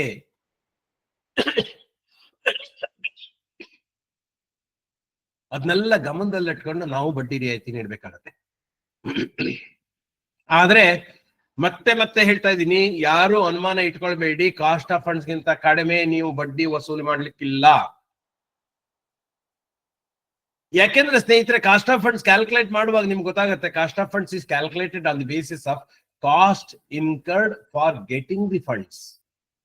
ನಿಮ್ ಡಿವಿಡೆಂಡ್, ರೇಟ್ ಆಫ್ ಡಿವಿಡೆಂಡ್ ಇರ್ಬೋದು, ರೇಟ್ ಆಫ್ ಇಂಟ್ರೆಸ್ಟ್ ಇರ್ಬೋದು, ಮತ್ತೆ ನಿಧಿಗಳ ನಿರ್ವಹಣೆ ಬಗ್ಗೆ ಇರ್ಬೋದು, ಅದನ್ನೆಲ್ಲ ಕ್ಯಾಲ್ಕುಲೇಟ್ ಮಾಡಿ ಕಾಸ್ಟ್ ಆಫ್ ಫಂಡ್ ಕಳಿತೀವಿ. ಅದಕ್ಕಿಂತ ಕಡಿಮೆ ಬಡ್ಡಿಯನ್ನ ನೀವು ತಗೊಳ್ಳೋಂತ ಇದ್ವಿ.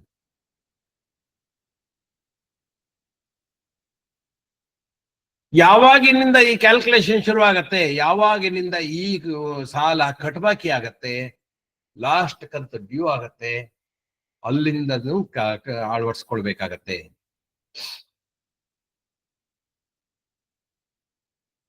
ಸಣ್ಣ ಸಣ್ಣ ಕಾಂಪ್ಲಿಕೇಶನ್ ಇರುತ್ತೆ. ಒಂದೊಂದ್ಸಾರಿ ಏನಾಗ್ಬಿಡುತ್ತೆ, ಸಾಲದ ಸುಸ್ತಿಯಾದ ನಂತರ ಬಡ್ಡಿ ತುಂಬಿರ್ತಾರೆ.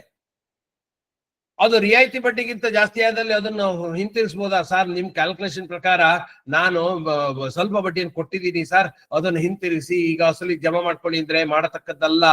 ಅರ್ಥ ಮಾಡ್ಕೊಳ್ಳಿ, ಇದು ಕಟ್ಬಾಕಿ ಆದ ದಿನದಿಂದ ನಾವು ಕ್ಯಾಲ್ಕುಲೇಷನ್ ಶುರು ಮಾಡ್ತೀವಿ. ಅವ್ರು ಕಟ್ಬಾಕಿ ಆದ ನಂತರ ಬೇರೆ ಬೇರೆ ಹಂತದಲ್ಲಿ ಒಂದಿಷ್ಟು ಹಣವನ್ನು ಕಟ್ಟಿರ್ತಾರೆ, ಅದ್ರಲ್ಲಿ ನಾವು ಬಡ್ಡಿ ತುಂಬಿಕೊಂಡಿರ್ತೀವಿ. ಆಗ 17%, 16%, 15% ಯಾವ ಪರ್ಸೆಂಟಿಗೆ ನಾವು ಸಾಲ ಕೊಟ್ಟಿದ್ದು ಅದೇ ಪರ್ಸೆಂಟಿಗೆ ನಾವು ಇದು ಕೊಟ್ಟಿರ್ತೀವಿ, ಅವ್ರು ಕಟ್ಟಿರ್ತಾರೆ. ಈಗ ಅದನ್ನ ಮರು ಹೊಂದಾಣಿಕೆ ಮಾಡ್ಕೊಂಡು ಅಲ್ಲಿಂದ ಇಲ್ಲಿವರೆಗೂ ಕಾಸ್ಟ್ ಆಫ್ ಫಂಡ್ಸ್ ಮೇಲೆ ನೀವು ಏನ್ ರಿಯಾಯಿತಿ ಘೋಷಣೆ ಮಾಡಿದಿರೋ ಅದಷ್ಟನ್ನು ಮಾಡ್ಬೋದಾ? ಅರ್ಥ ಮಾಡ್ಕೊಳ್ಳಿ, ಅಲ್ಲಿಂದ ಅವ್ರು ಹಿಂದೆ ಕೊಟ್ಟಿರುವಂತಹ ಯಾವುದೇ ಬಡ್ಡಿಯನ್ನ ನೀವು ರಿಯಾಯಿತಿ ಬಡ್ಡಿಗಿಂತ ಜಾಸ್ತಿ ಇದ್ದಲ್ಲಿ ಅದಕ್ಕೆ ಮತ್ತೆ ಅಡ್ಜಸ್ಟ್ ಮಾಡ್ಲಿಕ್ಕೆ ಬರೋದಿಲ್ಲ. ಬಾಕಿ ಇರೋದ್ರಲ್ಲಿ ಎಷ್ಟು ಕಡಿಮೆ ಆಗ್ಬೋದು ಅನ್ನೋದೇ ಹೊರತು ಅದಕ್ಕೆ ನಾವು ಅಡ್ಜಸ್ಟ್ಮೆಂಟ್ ಬರೋದಿಲ್ಲ. ಯಾಕೆಂದ್ರೆ ಆಡಳಿತ ಮಂಡಳಿಯ ಹೊಣೆಗಾರಿಕೆ, ಅವರು ಈ ಯೋಜನೆಯಿಂದ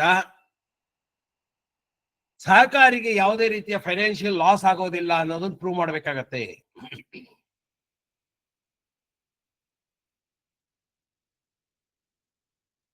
ಈಗಾಗಲೇ ಹೇಳಿದಂಗೆ ಈ ಬಡ್ಡಿ ರಿಯಾಯಿತಿ ಅಥವಾ ವಿನಾಯಿತಿ ನೀಡಿದ್ದಲ್ಲಿ ಇದರ ಸಂಪೂರ್ಣ ವಿವರವನ್ನ ಸದಸ್ಯರ ಹೆಸರು ವಿಳಾಸ ಸಹಿತ ಮುಂದಿನ ಸರ್ವ ಸದಸ್ಯರ ಸಭೆಯಲ್ಲಿ ಮಂಡಿಸಿ ಅನುಮೋದಿಸಿಕೊಳ್ಬೇಕು. ಇಲ್ಲಿ ಒಂದು ತಪ್ಪು ಕಲ್ಪನೆ ಇದೆ, ಸಾರ್ ಎಲ್ಲ ಹೆಸರು ಹೇಳಬಾರ್ದು ಗೌಪ್ಯತೆ ಕಾರಣ. ನೋ, ಗೌಪ್ಯತೆಯ ಕಾರಣದಿಂದಾಗಿ ನೀವು ಅವರ ಹೆಸರನ್ನ ಮುಚ್ಚಿಡಬಾರದು. ಬ್ಯಾಂಕ್ಗಳಲ್ಲಿ ಕೂಡ ಅನೌನ್ಸ್ ಮಾಡ್ತಾರೆ ಪಬ್ಲಿಕ್ ಅಲ್ಲಿ, ಮಲ್ಯ ಇಷ್ಟು ಬಾಕಿ ಇದೆ, ನೀರವ್ ಮೋದಿ ಇಷ್ಟು ಬಾಕಿ ಇದೆ,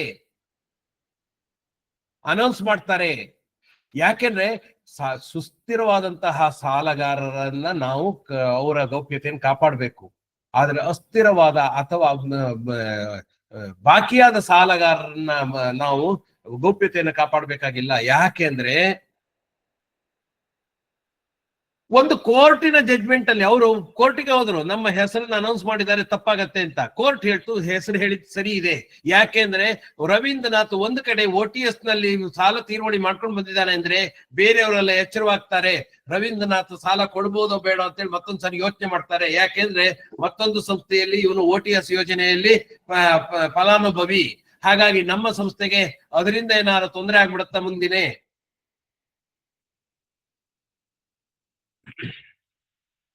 ನಾವು ಸಹಜವಾಗಿ ಯೋಚನೆ ಮಾಡಿದಾಗ ಗೌಪ್ಯತೆ ಕಾಪಾಡಬೇಕು ಅನ್ನೋ ಕಾರಣಕ್ಕೋಸ್ಕರ ಹೆಸರನ್ನ ಹೇಳ್ಬಾರ್ದು ಸರ್ ಅಂತ ನಾವು ಒಂದಿಷ್ಟು ದಿನ ಹೇಳ್ತಿದ್ವಿ. ಆದ್ರೆ ಯಾವಾಗ ಜಡ್ಜ್ಮೆಂಟ್ ಬಂತೋ ಆವಾಗ ಇದು ಅರ್ಥ ಆಯ್ತು ಯಾಕೆ ಹೇಳಬೇಕು ಅನ್ನೋದು, ಹೇಳಬೇಕು ಅನ್ನೋದು.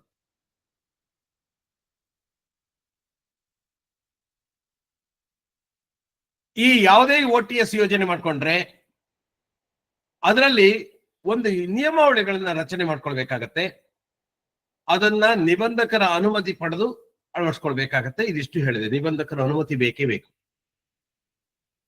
OTS ಜಾರಿಗೊಳಿಸಿದ ನಂತರ ಅಲ್ಲ, ಜಾರಿಗೊಳಿಸುವ ಮುನ್ನ ಪೂರ್ವ ಅನುಮತಿ.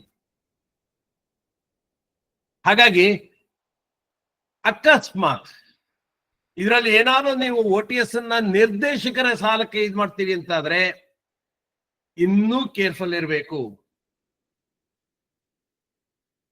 ನಿರ್ದೇಶಕರಾದವರೆಗೆ OTS ಅನ್ವಯಿಸುತ್ತೆ ಸರ್, ಖಂಡಿತ ಅನ್ವಯಿಸುತ್ತೆ. ಆದರೆ ಅದರ ಇತಿಮಿತಿಗಳನ್ನು ಕೂಡ ನಾನು ಡಿಸ್ಕಸ್ ಮಾಡ್ತೀನಿ ನಿಮ್ ಜೊತೆಗೆ. ತಮಗ್ ಬೇಕಾದಂಗೆ ನಿಯಮಗಳನ್ನು ರಚಿಸ್ಕೊಂಡು ತಮಗ್ ಅನುಕೂಲ ನೋಡ್ಕೊಳ್ತೀವಿ ಅಂದ್ರೆ ಬರೋದಿಲ್ಲ. ಈ ಯೋಜನೆಯನ್ನ ಯಾವತ್ತು ನಮ್ಮ ಎಲ್ಲ ಸದಸ್ಯರಿಗೆ ಜಾರಿಯಾಗುವಂತೆಯೇ ತರಬೇಕಾಗತ್ತೆ. ಆ ಯೋಜನೆಯ ಇದರಲ್ಲಿ ಆಡಳಿತ ಮಂಡಳಿಯ ಸದಸ್ಯರಿಗೆ, ಪದಾಧಿಕಾರಿಗಳಿಗೆ ಆ ರೀತಿ ಅನುಕೂಲ ಆಗೋರಿದ್ರೆ, ನಾವು ಸಾರ್ವಜನಿಕವಾಗಿ ಈ ರೀತಿ ಪ್ಯಾರಾಮೀಟರ್ಸ್ ಅಲ್ಲಿ ಇಟ್ಟಿದ್ದೀವಿ, ಅದ್ರಲ್ಲಿ ನಿರ್ದೇಶಕರಿಗೆ ಅನುಕೂಲ ಆಗತ್ತೆ ಅಂದ್ರೆ ಅವರು ಕೂಡ ಆ ಸೆಟಲ್ಮೆಂಟ್ ಯೋಜನೆಯಲ್ಲಿ ಬರ್ಬೋದು. ಆದರೆ ನಿರ್ದೇಶಕರಿಗೆ OTS ಜಾರಿಗೊಳಿಸುವಾಗ ಇನ್ನೊಂದು 2 ಅಂಶಗಳನ್ನು ಗಮನಿಸಬೇಕಾಗತ್ತೆ. ಯಾವುದೇ ಸಹಕಾರ ಸಂಸ್ಥೆಯ ನಿರ್ದೇಶಕರು ಭದ್ರತಾ ಸಾಲ ಅಥವಾ ಅರೆಭದ್ರತಾ ಸಾಲ ಪಡೆದಿದ್ದು ಸಾಲ ಸುಸ್ತಿಯಾದಲ್ಲಿ ಆ ಸಾಲಕ್ಕೆ ಪಡೆದುವ ಭದ್ರತೆಯನ್ನ ಮುಟ್ಟುಗೋಲು ಹಾಕೊಂಡು ಸಾಲ ಚುಕ್ತ ಮಾಡ್ಕೊಳ್ಳಿಕ್ಕೆ ಅವಕಾಶ ಇರ್ತದೆ. ಅದು ಎಲ್ಲ ಸಾಲಗಳಿಗೂ ಇದೆ. ಆ ಭದ್ರತೆಯನ್ನು ಮುಟ್ಟುಗೋಲು ಹಾಕೊಂಡ್ರೂ ಸಾಲ ಸಂಪೂರ್ಣವಾಗಿ ವಸೂಲಾಗದಿದ್ದಲ್ಲಿ ಉಳಿದ ಮೊತ್ತಕ್ಕೆ ಬಡ್ಡಿ ರಿಯಾಯಿತಿ ನೀಡಬಹುದು. ಆದರೆ ಈ ರೀತಿ ನೀಡೋದಕ್ಕಿಂತ ಮೊದಲು ಅವರು ಆಡಳಿತ ಮಂಡಳಿಯ ಸದಸ್ಯರಾಗಿರೋದ್ರಿಂದ, ನೀತಿ ನಿಯಮಗಳನ್ನ ರೂಪಿಸುವಂತಹ ಸ್ಥಾನದಲ್ಲಿರೋದ್ರಿಂದ, ತಮ್ಮ ಸ್ವಹಿತಾಸಕ್ತಿಗೆ ಅನುಕೂಲಕರವಾದಂತಹ ನಿಯಮಗಳನ್ನ ರೂಪಿಸ್ಕೊಳ್ಳೋದಾಗ್ಲಿ, ರಿಯಾಯಿತಿ ಪಡೆಯೋದಾಗ್ಲಿ ಆ ಮಾಡದಲ್ಲಿ ನಿಯಮ ಬಾಹಿರ ಆಗತ್ತೆ. ಅಂದ್ರೆ ಅವರ ವೈಯಕ್ತಿಕ ಹಿತಾಸಕ್ತಿಗಳನ್ನು ಗಮನದಲ್ಲಿಟ್ಕೊಂಡು OTS ಯೋಜನೆಯ ನಿಯಮಗಳನ್ನು ಮಾಡುವಂತಿಲ್ಲ. ಅಂತಹ ನಿರ್ದೇಶಕರು ನಿಜವಾಗಿ ಆರ್ಥಿಕ ತೊಂದರೆಯಲ್ಲಿ ಇದ್ರೆ ಆಡಳಿತ ಮಂಡಳಿಯ ಉಳಿದ ನಿರ್ದೇಶಕರು ಒಪ್ಪಿಗೆ ಸಹಮತಿ ವ್ಯಕ್ತಪಡಿಸಿದ್ರೆ ಸಂಸ್ಥೆಗೆ ಹಾನಿಯಾಗದ ರೀತಿಯಲ್ಲಿ, ಈಗಾಗಲೇ ಹೇಳ್ದಂಗೆ ಕಾಸ್ಟ್ ಆಫ್ ಫಂಡ್ಸ್ ಗಿಂತ ಕಡಿಮೆ ಇಲ್ಲದ ರೀತಿಯಲ್ಲಿ ವಿಶೇಷ ಪ್ರಕರಣ ಅಂತ ಪರಿಗಣಿಸಿ ಅವರಿಗೆ ಬಡ್ಡಿ ರಿಯಾಯಿತಿ ನೀಡಬಹುದು. ಅಥವಾ ಸುಸ್ತಿ ಬಡ್ಡಿಯನ್ನ ಮನ್ನಾ ಮಾಡಬಹುದು. ಓರ್ಡು ಇಂಟರೆಸ್ಟ್, ಪೀನಲ್ ಇಂಟರೆಸ್ಟ್, ಅದನ್ನು ನಾವು ನೋಡ್ಬೋದು. ಆದ್ರೆ ಅಂತಹ ಯಾವುದೇ ಯೋಜನೆಯನ್ನ ನೀವು ಮಾಡುವಾಗ ಮುಂದಿನ ಸಾಮಾನ್ಯ ಸಭೆಯಲ್ಲಿ ನಿರ್ದಿಷ್ಟವಾಗಿ ವಿಷಯ ಮಂಡಿಸಿ ಅನುಮೋದನೆ ಪಡಿಬೇಕು. ನಿರ್ದೇಶಕರ ಸಾಲಗಳಿಗೂ ಮತ್ತು ಸಾಮಾನ್ಯ ಸಾಲಗಳಿಗೂ ವ್ಯತ್ಯಾಸ ಇದೆ. ನಿರ್ದೇಶಕರಿಗೆ ಸಾಲ ಮನ್ನಾ ಮಾಡಿರುವಂತದ್ದು ತಪ್ಪು ಅಂತೇಳಿ ಏನಾದರೂ ಹೇಳಿದ್ರೆ ಅದನ್ನ ಸಂಪೂರ್ಣ ಬಡ್ಡಿಯನ್ನ ವಸೂಲಿ ಮಾಡ್ಲಿಕ್ಕೆ ಇಡ್ಬೇಕಾಗತ್ತೆ. ಅದಕ್ಕಿಂತ ಮುಖ್ಯವಾಗಿ ಏನಂದ್ರೆ, ನಿರ್ದೇಶಕರ ಸಾಲವನ್ನ ನೀವು OTS ನಲ್ಲಿ ತರೋದಕ್ಕಿಂತ ಮುನ್ನ ಅವರನ್ನ ನಿರ್ದೇಶಕ ಸ್ಥಾನದಿಂದ ಪದಚ್ಯುತಗೊಳಿಸಬೇಕಾಗತ್ತೆ. ಯಾಕೆಂದ್ರೆ ಎರಡೂ ಕಾನೂನು, ಸೌಹಾರ್ದ ಕಾಯ್ದೆ ಕೂಡ ಹಾಗೆ ಹೇಳುತ್ತೆ, ಸಹಕಾರ ಕಾಯ್ದೆ ಕೂಡ ಹಾಗೆ ಹೇಳುತ್ತೆ, ಅವರ ಒಂದು ಕಂತು ಬಾಕಿಯಾದಲ್ಲಿ, ಒಂದು ದಿನ ಬಾಕಿಯಾದಲ್ಲಿ ಮುಖ್ಯ ನಿರ್ವಹಣಾಧಿಕಾರಿಯ ಪ್ರಕಾರ್ಯ ಅವರ ಯಾವುದೇ ಒಂದು ಕಂತು ಮಾರ್ಚ್ ಎಂಡಿಗೆ ನೀವು ಬಾಕಿ ಇದ್ರೆ ಮಾತ್ರ ಸರ್, ಇಲ್ಲ, ಯಾವುದೇ ಒಂದು ಕಂತು ಬಾಕಿ ಆದ್ರೂ ಕೂಡ ಮುಖ್ಯ ಕಾರ್ಯನಿರ್ವಹಣಾಧಿಕಾರಿ ಅವರನ್ನ ಅದರ ಬಗ್ಗೆ ಬೋರ್ಡಿನ ಗಮನಕ್ಕೆ ತರಬೇಕು ಮತ್ತು ಇಲಾಖೆಯ ಗಮನಕ್ಕೆ ತರಬೇಕಾಗತ್ತೆ. ಯಾಕೆಂದ್ರೆ ಅವರು ನಿರ್ದೇಶಕರಾಗಿ ಮುಂದುವರಿಯಂತಿಲ್ಲ. ಯಾವುದೇ ನಿರ್ದೇಶಕರಿಗೆ OTS ಅಳವಡಿಸ್ಕೊಳ್ಳೋಕ್ಕಿಂತ ಮೊದಲು ಅವರನ್ನ ನಿರ್ದೇಶಕ ಸ್ಥಾನದಿಂದ ರಿಕ್ತಗೊಳಿಸಬೇಕು, ಪದಚ್ಯುತಿಗೊಳಿಸಬೇಕು, ಅವರನ್ನ ಅನರ್ಹತೆಗೊಳಗಾಗ್ತಾರೆ. ಅವರಿಗೆ ಸದಸ್ಯರಿಗೆ ಇದ್ದಾಗೆ ಅವರಿಗೆ ಕೂಡ ಅವರ ಜೀವಿತಾವಧಿಯಲ್ಲಿ ಯಾವುದೇ ರೀತಿಯ ಭದ್ರತಾ ರಹಿತ ಸಾಲವನ್ನು ನೀಡುವಂತಿಲ್ಲ. ಮತ್ತೆ ಆವಾಗಲೇ ಹೇಳಿದೀನಿ, ನಿರ್ದೇಶಕರಿಗೆ ಮಾತ್ರ ನಾವು ಈ ಯೋಜನೆ ಜಾರಿಗೊಳಿಸಬಹುದಾ? ಖಂಡಿತ ಇಲ್ಲ ಸ್ನೇಹಿತರೆ. OTS ನಿರ್ದೇಶಕರಿಗೆ ಮಾತ್ರ ನಾವು OTS ಮಾಡ್ತೀವಿ, ಬೇರೆ ಯಾರಿಗೂ ಇಲ್ಲ. ಆ ರೀತಿ ಯಾವುದೇ ಅವಕಾಶ ಇಲ್ಲ. ಅವರಿಗೆ ಆರ್ಥಿಕ ಪರಿಸ್ಥಿತಿಯಲ್ಲಿ ತೊಂದರೆ ಇದೆ ಅಂತ ಆದ್ರೆ ಉಳಿದ ಆಡಳಿತ ಮಂಡಳಿಯವರಿಗೆ ಬಡ್ಡಿ ರಿಯಾಯಿತಿ ನೀಡಬಹುದು. ಮುಂದಿನ ಸಾಮಾನ್ಯ ಸಭೆಯಲ್ಲಿ ಅನುಮೋದನೆ ಪಡಿಬೇಕು, ಇದು ಹೇಳಿದೀನಿ. ಇನ್ನು ಇಂತಹ ಯೋಜನೆ ಬಂದಾಗ ಎಲ್ಲ ಸದಸ್ಯರಿಗೂ ಸಮಾನವಾಗಿ ಇದು ನೋಡ್ಬೇಕಾಗತ್ತೆ. ಅವರಿಗೂ ಕೂಡ ಸಹ ಬಡ್ಡಿ ರಿಯಾಯಿತಿ ನೀಡಬೇಕಾಗತ್ತೆ. ಅವರಿಗೂ OTS ಅನ್ನೋದು ಒನ್ ಟೈಮ್ ಸೆಟಲ್ಮೆಂಟ್ ಅನ್ನೋದು ಒಂದು ಸ್ಕೀಮ್. ನೀವು ಅನೌನ್ಸ್ ಮಾಡಿದ ನಂತರ ಒಂದು ವರ್ಗಕ್ಕೆ ಮಾತ್ರ, ನಿರ್ದೇಶಕರಿಗೆ ಮಾತ್ರ ಅಥವಾ ಸಿಬ್ಬಂದಿಗಳಿಗೆ ಮಾತ್ರ ಇಲ್ಲ. ಸಿಬ್ಬಂದಿಗಳಿಗೆ OTS ಯೋಜನೆ ಬರೋದೇ ಇಲ್ಲ. ಹಾಗಾಗಿ ಇದನ್ನ ಅರ್ಥ ಮಾಡ್ಕೊಳ್ಳಿ. ಇನ್ನು ನಮ್ ಕಾಯ್ದೆ ಏನ್ ಹೇಳುತ್ತೆ, ಯಾವುದೇ ನಮ್ಮ ಸಹಕಾರಿ ಕಾಯ್ದೆ, ಎರಡು ಕಾಯ್ದೆ, ಕಲಂ 29C ಸಬ್ಸೆಕ್ಷನ್ ಏನಲ್ಲಿ ಏನ್ ಹೇಳುತ್ತೆ ಸಹಕಾರ ಕಾಯ್ದೆಯಲ್ಲಿ ಅಥವಾ ಸೌಹಾರ್ದ ಕಾಯ್ದೆಯಲ್ಲಿ ಸೆಕ್ಷನ್ 25(1)E ಏನ್ ಹೇಳುತ್ತೆ ಅಂದ್ರೆ, ತಾನು ತೆಗೆದುಕೊಂಡಿದ್ದ ಸಾಲದ ಯಾವುದೇ ಕಂತನ್ನ, ಯಾವುದೇ ಒಂದು ಕಂತನ್ನ ಮರುಪಾವತಿ ಮಾಡಲು ಸಂದಿದೆ, ಅವನು ನಿರ್ದೇಶಕನಾಗ್ಲಿಕ್ಕೆ ಮುಂದುವರಿಲಿಕ್ಕೆ ಅನರ್ಹತೆ ಆಗುತ್ತೆ. ಎರಡೂ ಕಾಯ್ದೆಯಲ್ಲೂ ಇದೆ. ಜೊತೆಗೆ ಅವನು ತಾನು ಯಾವ ಅನರ್ಹತೆ ಗುರಿಯಾದ ದಿನದಿಂದ ಗರಿಷ್ಠ 5 ವರ್ಷಗಳ ಅವಧಿಯವರೆಗೆ ಸಹಕಾರ ಸಂಸ್ಥೆ ನಿರ್ದೇಶಕನಾಗಿ ಚುನಾಯಿತರಾಗಲಿಕ್ಕೆ ಮುಂದುವರಿಲಿಕ್ಕೆ ಅನರ್ಹರಾಗ್ತಾರೆ. ಕಾರಣ, ಈ ಯೋಜನೆ ಪ್ರಯೋಜನ ಪಡಿಬೇಕು ಅಂದ್ರೆ ನಿರ್ದೇಶಕರಾದವರು ನಿರ್ದೇಶಕರಾಗಿ ಮುಂದುವರಿಯುವಂತಿಲ್ಲ, ಗರಿಷ್ಠ 5 ವರ್ಷಗಳವರೆಗೆ ಸಹಕಾರ ಸಂಸ್ಥೆ ನಿರ್ದೇಶಕರಾಗಿ ಚುನಾಯಿತರಾಗಲಿಕ್ಕೆ ಅಥವಾ ಈಗ ನಿರ್ದೇಶಕರಾಗಿದ್ರೆ ಮುಂದುವರಿಲಿಕ್ಕೆ ಕೂಡ ಬರೋದಿಲ್ಲ ಎಂಬುದನ್ನು ಗಮನಿಸಬೇಕು. ಇನ್ನು ಸಹಕಾರ ಕಾಯ್ದೆ ಮತ್ತು ಸೌಹಾರ್ದ ಕಾಯ್ದೆ ಎರಡರಲ್ಲೂ ಹೇಳಿದೀನಿ. ಕೆಂಪು ಅಕ್ಷರದಲ್ಲಿರುವಂತದ್ದು ಸಹಕಾರ ಕಾಯ್ದೆ, ಹಸಿರು ಅಕ್ಷರದಲ್ಲಿರುವಂತದ್ದು ಸೌಹಾರ್ದ ಕಾಯ್ದೆ.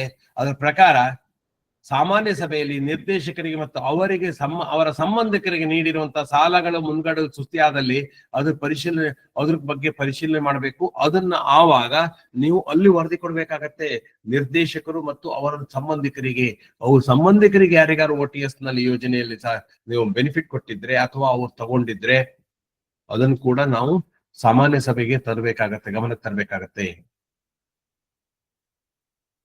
ಈ ನಿಯಮ ಏನ್ ಹೇಳುತ್ತೆ 27(1)N ಅಥವಾ 23(3)K ಆ ರೀತಿ ಇದು ಕೊಟ್ಟಿದ್ದಲ್ಲಿ ಇದನ್ನು ವಿಶೇಷ ಪ್ರಕರಣ ಅಂತ ಹೇಳಿ ಸಾಮಾನ್ಯ ಸಭೆಯಲ್ಲಿ ವಿವರಣೆಯನ್ನ ನೀಡಬೇಕಾಗತ್ತೆ.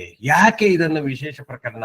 ಯಾಕೆಂದ್ರೆ ಬೇರೆ ಸಾಮಾನ್ಯ ಸದಸ್ಯರಿಗೆ ಕೊಡೋದಕ್ಕೂ ನಿರ್ದೇಶಕರಿಗೆ ಕೊಡೋದಕ್ಕೂ ವ್ಯತ್ಯಾಸ ಇದೆ ಸ್ನೇಹಿತರೆ. ನಿರ್ದೇಶಕರು ಅಂದ್ರೆ ಅವರು ನಮ್ಮ ನೀತಿ ನಿರೂಪಕರು, ಅವರಿಗೆ ಈ ರೀತಿಯ ಬೆನಿಫಿಟ್ ಕೊಡ್ತಾ ಇದ್ದೀರಿ ಅಂತ ಹೇಳಿದ್ರೆ ಅಲ್ಲಿ ವಿಶೇಷವಾಗಿ ಯಾಕೆ ಕೊಟ್ಟಿದ್ದೀರಿ, ಅವರು ಆರ್ಥಿಕವಾಗಿ ಸುಸ್ಥಿತಿಯಲ್ಲಿ ಇಲ್ಲದೆ ಹೋದ್ರೆ ಅವರನ್ನು ನಿರ್ದೇಶಕ ಸ್ಥಾನಕ್ಕೆ ಯಾಕೆ ತಗೊಂಡ್ರಿ, ಅವರೇ ನಮಗೆ ಇದಕ್ಕೆ ನೀತಿ ನಿರೂಪಣೆ ಮಾಡುವವರೇ ಸುಸ್ತಿಯಾಗಂತ ಪರಿಸ್ಥಿತಿ ಬಂತು ಅಂದ್ರೆ ನಮ್ಮ ಸಂಸ್ಥೆ ಯಾವ ಪರಿಸ್ಥಿತಿ ಬಂದಂಗಾಯ್ತು. ಅದೇ ರೀತಿ ನಿಯಮದಲ್ಲಿ ಇದುವರೆಗೆ ಕಾನೂನಿನಲ್ಲಿ ಏನ್ ಹೇಳಿದೆ, ಕಾಯ್ದೆಯಲ್ಲಿ ಏನ್ ಹೇಳಿದೆ ಅಂತ ಈಗ ನಿಯಮದಲ್ಲಿ ಕೂಡ ಹೇಳುತ್ತೆ. ಯಾವುದೇ ನಿರ್ದೇಶಕನು ಕಾಯ್ದೆ ನಿಯಮ ಉಪವಿಧಿಯಲ್ಲಿ ತಮ್ಮ ಪದದಲ್ಲಿ ಮುಂದುವರಿಯಲು ಅನರ್ಹರಾದರೆ, ಈಗ ಆವಾಗ್ಲೇ ಹೇಳಿದ್ನಲ್ಲ ಹಾಗೆ ಮುಖ್ಯ ಕಾರ್ಯನಿರ್ವಹಣಾಧಿಕಾರಿ ಸಂಬಂಧಿಸಿದ ನಿಬಂಧಕರಿಗೆ ಮಾಹಿತಿಯನ್ನು ನೀಡಬೇಕು. 30 ದಿನದ ಒಳಗಾಗಿ ಅಂತಿದೆ. ಯಾವಾಗ ಅನರ್ಹತೆ ಆಗತ್ತೆ ಅಂದ್ರೆ ಸಾಲ ಸುಸ್ತಿ ಆದ ಕೂಡಲೇ ಅನರ್ಹತೆ ಆಗತ್ತೆ, ಒಂದು ಕಂತು ಬಾಕಿ ಆದ್ರೂ ಅನರ್ಹತೆ ಆಗತ್ತೆ, ಜಾಮೀನು ಸುಸ್ತಿ ಆದ್ರೂ ಅನರ್ಹತೆ ಆಗತ್ತೆ, ಒಂದು ಕಂತು ಜಾಮೀನು ನೀಡಿದ ಸಾಲ ಒಂದು ಕಂತು ಬಾಕಿ ಆದ್ರೂ ಅನರ್ಹತೆ ಆಗತ್ತೆ. ಆ ರೀತಿ ಅನರ್ಹತೆ ಆದ 1 ತಿಂಗಳ ಒಳಗಾಗಿ ಸಹಕಾರ ಸಂಘವಾದಲ್ಲಿ ನಿಬಂಧಕರಿಗೆ ಸೌಹಾರ್ದ ಸಹಕಾರಿಯಾಗಿದ್ದಲ್ಲಿ ಸಂಯುಕ್ತ ಸಹಕಾರಿಗೆ ವರದಿ ಮಾಡುವಂತದ್ದು ಮುಖ್ಯ ಕಾರ್ಯನಿರ್ವಹಣಾಧಿಕಾರಿಯ ಪ್ರಕಾರ್ಯ ಫಂಕ್ಷನ್. ಬರೀ ಕರ್ತವ್ಯ ಅಲ್ಲ, it is a statutory function, ಪ್ರಕಾರ್ಯ. ಇದೇ ನಿಯಮಾವಳಿ ಪ್ರಕಾರ ಅವರು ಮುಂದುವರಿಲಿಕ್ಕೆ ಅನರ್ಹರಾಗಿರ್ತಾರೆ.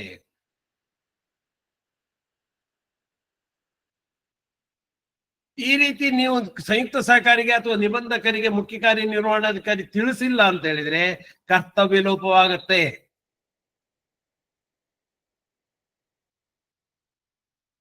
ನಿಮ್ಮ ಪ್ರಕಾರ್ಯಗಳಾಗಿದ್ರಿಂದ it is a statutory functions ಅಂತ ಹೇಳ್ತೀವಿ, ಪ್ರಕಾರ್ಯಗಳು ಅಂತ. ಬರೀ ಕಾರ್ಯಗಳಲ್ಲ, ಇದು ಕಾರ್ಯಗಳಲ್ಲಿ ಲೋಪವಾದದಕ್ಕೂ ಪ್ರಕಾರ್ಯಗಳಲ್ಲಿ ಲೋಪವಾದದಕ್ಕೂ ವ್ಯತ್ಯಾಸ ಇದೆ.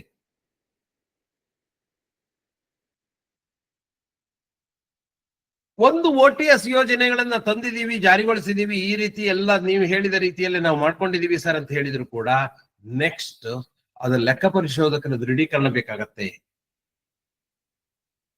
ಯಾವುದೇ ಪ್ರಕರಣ ಹಿಂದಿನ ವರ್ಷದಲ್ಲಿ ಯಾವುದೇ ರೀತಿಯ ಹಿಂದಿನ ಸಾಲಿನಲ್ಲಿ ಯಾವುದೇ ರೀತಿಯ ಆತರ ಪ್ರಕರಣಗಳಿದ್ದಲ್ಲಿ ಲೆಕ್ಕ ಪರಿಶೋಧಕರು ಅದರ ವಿವರಣೆ ಮತ್ತು ಟಿಪ್ಪಣಿ ಸಹಿತವಾಗಿ ಸದರಿ ಇದರಲ್ಲಿ ವರದಿಯಲ್ಲಿ ವಿಶ್ಲೇಷಣೆ ಮಾಡಿ ವರದಿ ನೀಡಬೇಕಾಗತ್ತೆ. ನಾನು ಹೇಳಿದ ಅಂಶಗಳನ್ನೆಲ್ಲ ಗಮನಿಸ್ತಾರೆ. ಕಾಸ್ಟ್ ಆಫ್ ಫಂಡ್ಸ್, ಹೇಗಿದೆ, ಅದ್ರ ಕ್ಯಾಲ್ಕುಲೇಷನ್ ಪ್ರಕಾರ ಸೆಟಲ್ಮೆಂಟ್ ಮಾಡ್ಕೊಂಡಿದಾರ, ಆ ಸೆಟಲ್ಮೆಂಟ್ ಮಾಡ್ಕೊಂಡಿರುವಂತಹ ವ್ಯಕ್ತಿಗಳು ಅರ್ಹತೆಯನ್ನು ಪಡೆದಿದ್ರ, ಅವರು ಯಾವ ರೀತಿಯ ಸದಸ್ಯರು, ಅವರಿಗೆ ನಾವು ಕೊಡ್ಲೇಬೇಕಾಗಿತ್ತಾ ಅಥವಾ ಕೊಡದೇನೆ ವಸೂಲಿ ಮಾಡ್ಲಿಕ್ಕೆ ಸಾಧ್ಯತೆ ಇತ್ತಾ, ಅದರಿಂದಾಗಿ ಸಂಸ್ಥೆಗೆ ಯಾವ ರೀತಿ ನಷ್ಟ ಆಗಿದೆ, ಎಲ್ಲಾದ್ರೂ ಅಸಲಿಗೆ ನಾವು ಗೊತ್ತಾಗಿದೆಯಾ ಅಥವಾ ಬಡ್ಡಿ ಮಾತ್ರ ಇದಾಗಿದೆಯಾ, ಎಷ್ಟು ಹೋಗಿದೆ. ಅಂದ್ರೆ ಈ OTS ಅನ್ನ ಜಾರಿಗೊಳಿಸಿರುವಂತದ್ದು ಸಕ್ರಮವಾಗಿದೆಯಾ ಅಥವಾ ಸಕ್ರಮವಾಗಿಲ್ಲವಾ ಅಂತ ಲೆಕ್ಕ ಪರಿಶೋಧಕರು ತಮ್ಮ ವರದಿಯಲ್ಲಿ ವಿಶ್ಲೇಷಣೆ ಮಾಡಿ ವರದಿ ನೀಡಬೇಕಾಗತ್ತೆ. ಯಾಕೆಂದ್ರೆ ಈ ರೀತಿ ಪದೇ ಪದೇ OTS ಮಾಡುವಂತದ್ದು ಯಾವ ಸಂಸ್ಥೆಗೂ ಹಿತಕರವಲ್ಲ. ಯಾವುದೇ ನೀವು ಪ್ರಕರಣ ಈ ರೀತಿ ಮಾಡಿದ್ರೆ ಮುಂದಿನವರಿಗೆ ಮೇಲ್ಪಂಕ್ತಿ ಆಗತ್ತೆ. ಪದೇ ಪದೇ ಈ ರೀತಿ ಮಾಡ್ತೀವಿ ಅಂತ ಹೇಳಿದ್ರೆ ಸಾಲಗಾರರು ಕೂಡ ಕೊಡದೇ ಇರುವಂತಹ ಸಂದರ್ಭಗಳು ಜಾಸ್ತಿ ಇರ್ತದೆ. ಸಾಲವನ್ನ ಬಡ್ಡಿವನ್ನ ಆಗತ್ತೆ ಅಂದಾಗ ನಾವು ನೋಡಿದೀವಿ ಅನೇಕ ಸಂಸ್ಥೆಗಳಲ್ಲಿ. ಸರ್, ಈ OTS ಅನ್ನ ನಾವು ಸ್ಕೀಮ್ ಅನ್ನು ಮಾಡ್ಕೊಂಡಿದೀವಿ, ಇದನ್ನ ಪ್ರಕ್ರಿಯೆ ಹೇಗೆ ಜಾರಿಗೊಳಿಸಬೇಕು? ಮೊದಲು ಸುಸ್ತಿ ಆಗಿರುವಂತಹ ಸಾಲಗಳನ್ನ ಗುರುತಿಸಿ ಪ್ರತಿಯೊಂದು ಸುಸ್ತಿ ಸಾಲವನ್ನು ಬೇರೆ ಬೇರೆಯಾಗಿ ಪರಿಗಣಿಸಿ ಅವರ ಆರ್ಥಿಕ ಪರಿಸ್ಥಿತಿಯನ್ನ ಕೂಲಂಕಷವಾಗಿ ವಿಮರ್ಶಿಸಿ ಪ್ರತಿಯೊಂದು ಕೇಸನ್ನು ಬೇರೆ ಬೇರೆಯಾಗಿ ವಿಮರ್ಶೆ ಮಾಡಬೇಕು, ಒಟ್ಟಾರೆ ಅಲ್ಲ. ಅದರಿಂದ ವಸೂಲಿಗೆ ಎಲ್ಲ ಕ್ರಮಗಳನ್ನ ತಗೊಂಡಿದೀವಾ, ವಸೂಲಿ ಆಗೋದಿಲ್ಲ ಅಂತ ಮಂದಟ್ಟು ಹೇಗಾಗಿದೆ, ಯಾಕೆ ವಸೂಲಿ ಆಗೋದಿಲ್ಲ ಅಂತೇಳಿ ಅನಿಸ್ತದೆ ನಿಮಗೆ, ಅಂತಹ ಸಂದರ್ಭದಲ್ಲಿ ವಸೂಲಾಗದ ಸಾಲ ಅಂತ ವರ್ಗೀಕರಣ ಮಾಡಿ. ಆಮೇಲೆ ಈ ಪ್ರಕ್ರಿಯೆ ಬಗ್ಗೆ ಚುಕ್ತಾ ಮಾಡುವ ಬಗ್ಗೆ ಚರ್ಚೆ ಮಾಡಬೇಕು. 1 to 1 ಎಲ್ಲರನ್ನು ಕರ್ಸ್ಕೊಂಡು ಒಂದೇ ಸಾರಿ ಚರ್ಚೆ ಮಾಡೋದಲ್ಲ, 1 to 1 ಪ್ರತಿಯೊಬ್ಬರಿಂದ. ಆಮೇಲೆ ನೀವು ಆ ಸಾಲಗಾರರಿಂದ ಒಂದು ಅರ್ಜಿಯನ್ನು ತಗೊಳ್ಬೇಕು, ಅದನ್ನ ಆಡಳಿತ ಮಂಡಳಿಯಲ್ಲಿ ಮಂಡಿಸ್ಬೇಕಾಗತ್ತೆ. ಆಡಳಿತ ಮಂಡಳಿಯಲ್ಲಿ ಅವ್ರದ್ದು ಏನು ಹಿನ್ನೆಲೆ ಏನು, ಎಷ್ಟು ವರ್ಷದಿಂದ ಸಾಲ ಪಡೆದಿದ್ದಾರೆ, ಅವರ ಆರ್ಥಿಕ ಸ್ಥಿತಿ ಹೇಗಿದೆ, ಅವರು ಬಡ್ಡಿ ಎಷ್ಟಿದೆ, ಬಾಕಿ ಎಷ್ಟಿದೆ, ಅಸಲು ಬಾಕಿ ಎಷ್ಟಿದೆ, ಎಲ್ಲವನ್ನು ನಾವು ಚರ್ಚೆ ಮಾಡ್ಬೇಕಾಗತ್ತೆ. ಅದರ ನಂತರ ಅವರಿಗೆ ಸಾಲಗಾರರಿಗೆ ಕಮ್ಯುನಿಕೇಟ್ ಮಾಡಬೇಕು. ಅದನ್ನ ಒಂದು ಕಾಲಮಿತಿ ಬೇಕಾಗತ್ತೆ, ಟೈಮ್ ಲಿಮಿಟ್. ಅವ್ರಿಗೆ ಮತ್ತೆ ನಾನು ಹೇಳಿದ್ನಲ್ಲ, ಮತ್ತೆ 3 ತಿಂಗಳು 6 ತಿಂಗಳು ಸಮಯ ಕೊಡ್ಲಿಕ್ಕೆ ಬರೋದಿಲ್ಲ. 1 time settlement should be settled within 30 days. 30 days ಅಲ್ಲ, within 7 days ಅಂತಾರೆ. ಕೆಲವೊಂದು ಬ್ಯಾಂಕ್ಗಳಲ್ಲಿ ನೀವು ನೋಡಿದ್ರಿ 1 time settlement ಅಲ್ಲಿ within 7 days. ಈಗಲೇ ಮಾಡ್ಬೇಕು, ಇವತ್ತೇ ಮಾಡ್ಬೇಕು. ಲೆಕ್ಕ ಪತ್ರಗಳಲ್ಲಿ ದಾಖಲಿಸಿ ಅವರ ಖಾತೆಯನ್ನು ಚುಕ್ತಾ ಮಾಡಿ ಬಿಡುಗಡೆಗೊಳಿಸಿ. ಈ ರೀತಿ ಮಾಡಿರುವಂತಹ ಇದನ್ನ ವರದಿ ಹೆಂಗ್ ಮಾಡ್ಬೇಕು, ಯೋಜನೆ ವರದಿ ಆಡಿಟರ್ಸ್ ನೋಡ್ತಾರೆ, ಅದನ್ನು ಪರಿಶೀಲಿಸಿ ವಿಮರ್ಶೆ ಮಾಡಿ ಟಿಪ್ಪಣಿ ನೀಡಬೇಕು. ಇದನ್ನ ಆ ಟಿಪ್ಪಣಿ ಸಹಿತ ಮುಂಬರುವ ಸಾಮಾನ್ಯ ಸಭೆಯಲ್ಲಿ ಪ್ರತ್ಯೇಕ ವಿಷಯವಾಗಿ ಮಂಡಿಸಿ ಸದಸ್ಯರ ಅನುಮೋದನೆ ಪಡಿಬೇಕು. ಪ್ರಸಕ್ತ ಸಾಲಿನಲ್ಲಿ OTS ಯೋಜನೆಯನ್ನು ಜಾರಿಗೊಳಿಸಿದ ವರದಿ. ಯಾಕೆ ನಾವು OTS ಮೊರೆ ಹೋದ್ವಿ, ಯಾವ್ಯಾವ ಪ್ರಕರಣಗಳಿದ್ವು, ಅವುಗಳ ಡೀಟೇಲ್ಸ್ ಏನು, ಎಷ್ಟು ವರ್ಷಗಳಿಂದ ಬಾಕಿ ಇತ್ತು, ಹೇಗೆ ನಾವು ವಸೂಲಾತಿ ಕ್ರಮ ತಗೊಂಡಿದ್ವಿ, ಅದರ ನಂತರ ಅದನ್ನು ಯಾವ ರೀತಿ ಜಾರಿಗೊಳಿಸಿದ್ವಿ, ಅದನ್ನ ಜಾರಿಗೊಳಿಸುವ ಮುನ್ನ ನಾವು ಹೇಗೆ ನಾವು ಹಿಂದಿನ ಮಹಾಸಭೆಯಲ್ಲಿ ಒಪ್ಪಿಗೆ ತಗೊಂಡಿದ್ವಿ, ಆಮೇಲೆ ಅದನ್ನ ನಿಬಂಧಕರು ಕೂಡ ಒಪ್ಪಿದ್ರು, ಅದರ ನಂತರ ನಾವು ಜಾರಿಗೊಳಿಸಿದೀವಿ, ಇಂತಿಂತ ದಿನದಲ್ಲಿ ಇಂತಿಂತವ್ರನ್ನ ನಾವು ಇದು ಮಾಡಿದೀವಿ, ಮತ್ತೆ ಸಾಲಗಾರರು ಯಾರ್ಯಾರಿದ್ರು ಅವ್ರ ಹೆಸರು ವಿಳಾಸ ಸಹಿತ ಅವ್ರದೆಲ್ಲ ವರದಿ, ಅವ್ರಿಗೆ ಜಾಮೀನ್ದಾರ್ ಯಾರಾಗಿದ್ರು ಅನ್ನೋದ್ರ ಬಗ್ಗೆ ವರದಿ ಕೊಡಬೇಕು, ಟಿಪ್ಪಣಿಗಳನ್ನ ಕೊಡಬೇಕು, ಸದಸ್ಯರ ಅನುಮೋದನೆ ಪಡಿಬೇಕು. ಒಬ್ರೇ ಇದ್ರೆ ಒಬ್ರು ವಿವರ ಮಾಡಿಸಿ, ಒಬ್ರು ಅಲ್ಲ ಜಾಸ್ತಿ ಜನ ಇದ್ರೆ ಅಂದ್ರೆ ಪ್ರತಿಯೊಬ್ಬರು ವಿವರವನ್ನು ನಾವು ಮಂಡಿಸ್ಬೇಕಾಗತ್ತೆ. ಇನ್ ಎನ್ ಎಕ್ಸ್ಟ್ರೀಮ್ ಕಂಡೀಷನ್, ಸರ್ ಸಾಲದಲ್ಲಿ ಏನೂ ವಸೂಲಿ ಆಗೋದಿಲ್ಲ, ಈವನ್ ವಸೂಲನ್ನು ಕೂಡ ನಾವು ಬಿಡ್ಬೇಕಾಗತ್ತೆ, ಆದರೆ ಸ್ವಲ್ಪ ಮಾತ್ರ ತಗೊಳ್ಬಹುದು ಅಂದ್ರೆ ಎಕ್ಸ್ಟ್ರೀಮ್ ಕಂಡೀಷನ್ಸ್. ಇದು ಸಾಮಾನ್ಯವಾದಂತಹ ಇದಲ್ಲ. ಅಸಲಿನಲ್ಲಿ ವಿನಾಯಿತಿ ನೀಡಿದ್ರೆ ಅದನ್ನ ಯಾವ ನಿಧಿಯಿಂದ ಭರಿಸ್ತೀರಿ ಅನ್ನೋದನ್ನ ಹೇಳ್ಬೇಕು. ಯಾಕೆಂದ್ರೆ ಅಸಲಿಗೆ ನಿಧಿ ಇಲ್ಲದೆ ಹೋಗುಬಾಕಿ ನಿಧಿ ಅಥವಾ ಈ ರೀತಿ NPA ರಿಸರ್ವ್ಸ್ ಯಾವುದು ಇಲ್ಲದೆ ನೀವು ಅಸಲಿಗೆ ವಿನಾಯಿತಿ ಕೊಡ್ಲಿಕ್ಕೆ ಬರೋದೇ ಇಲ್ಲ. ಬಿಕಾಸ್ ಅವ್ರನ್ನ ವಿನಾಯಿತಿ ಕೊಡೋದ್ರಿಂದ ನಿಮ್ಮ ಠೇವಣಿ ಮೇಲೆ ಎಫೆಕ್ಟ್ ಆಗತ್ತೆ. ಹಾಗಾಗಿ ಯಾವ ನಿಧಿಯಿಂದ ಅದನ್ನ ಭರಿಸ್ತೀರಿ ಅನ್ನೋದನ್ನ ವರದಿ ನೀಡಬೇಕಾಗತ್ತೆ. ಸೊ ಇದಾಗಿತ್ತು ಸ್ನೇಹಿತರೆ, ಇವತ್ತು ಸುಮಾರು 47 ನಿಮಿಷಗಳ ಕಾಲ ಸಹಕಾರ ಸಂಘಗಳಲ್ಲಿನ OTS ಯೋಜನೆ ಬಗ್ಗೆ ಒಂದಿಷ್ಟು ಚರ್ಚೆ, ಸಾಕಷ್ಟು ವಿಷಯಗಳನ್ನ ತಮ್ಮ ಮುಂದಿಟ್ಟಿದ್ದೀನಿ. ಇವತ್ತಿನ ಅವಧಿಯನ್ನು ಮುಕ್ತಾಯ ಮಾಡ್ಲಿಕ್ಕೆ ತಮ್ಮೆಲ್ಲರ ಅನುಮತಿಯನ್ನು ಕೇಳ್ತಾ ಇದ್ದೀನಿ. ಜೈ ಸಹಕಾರ.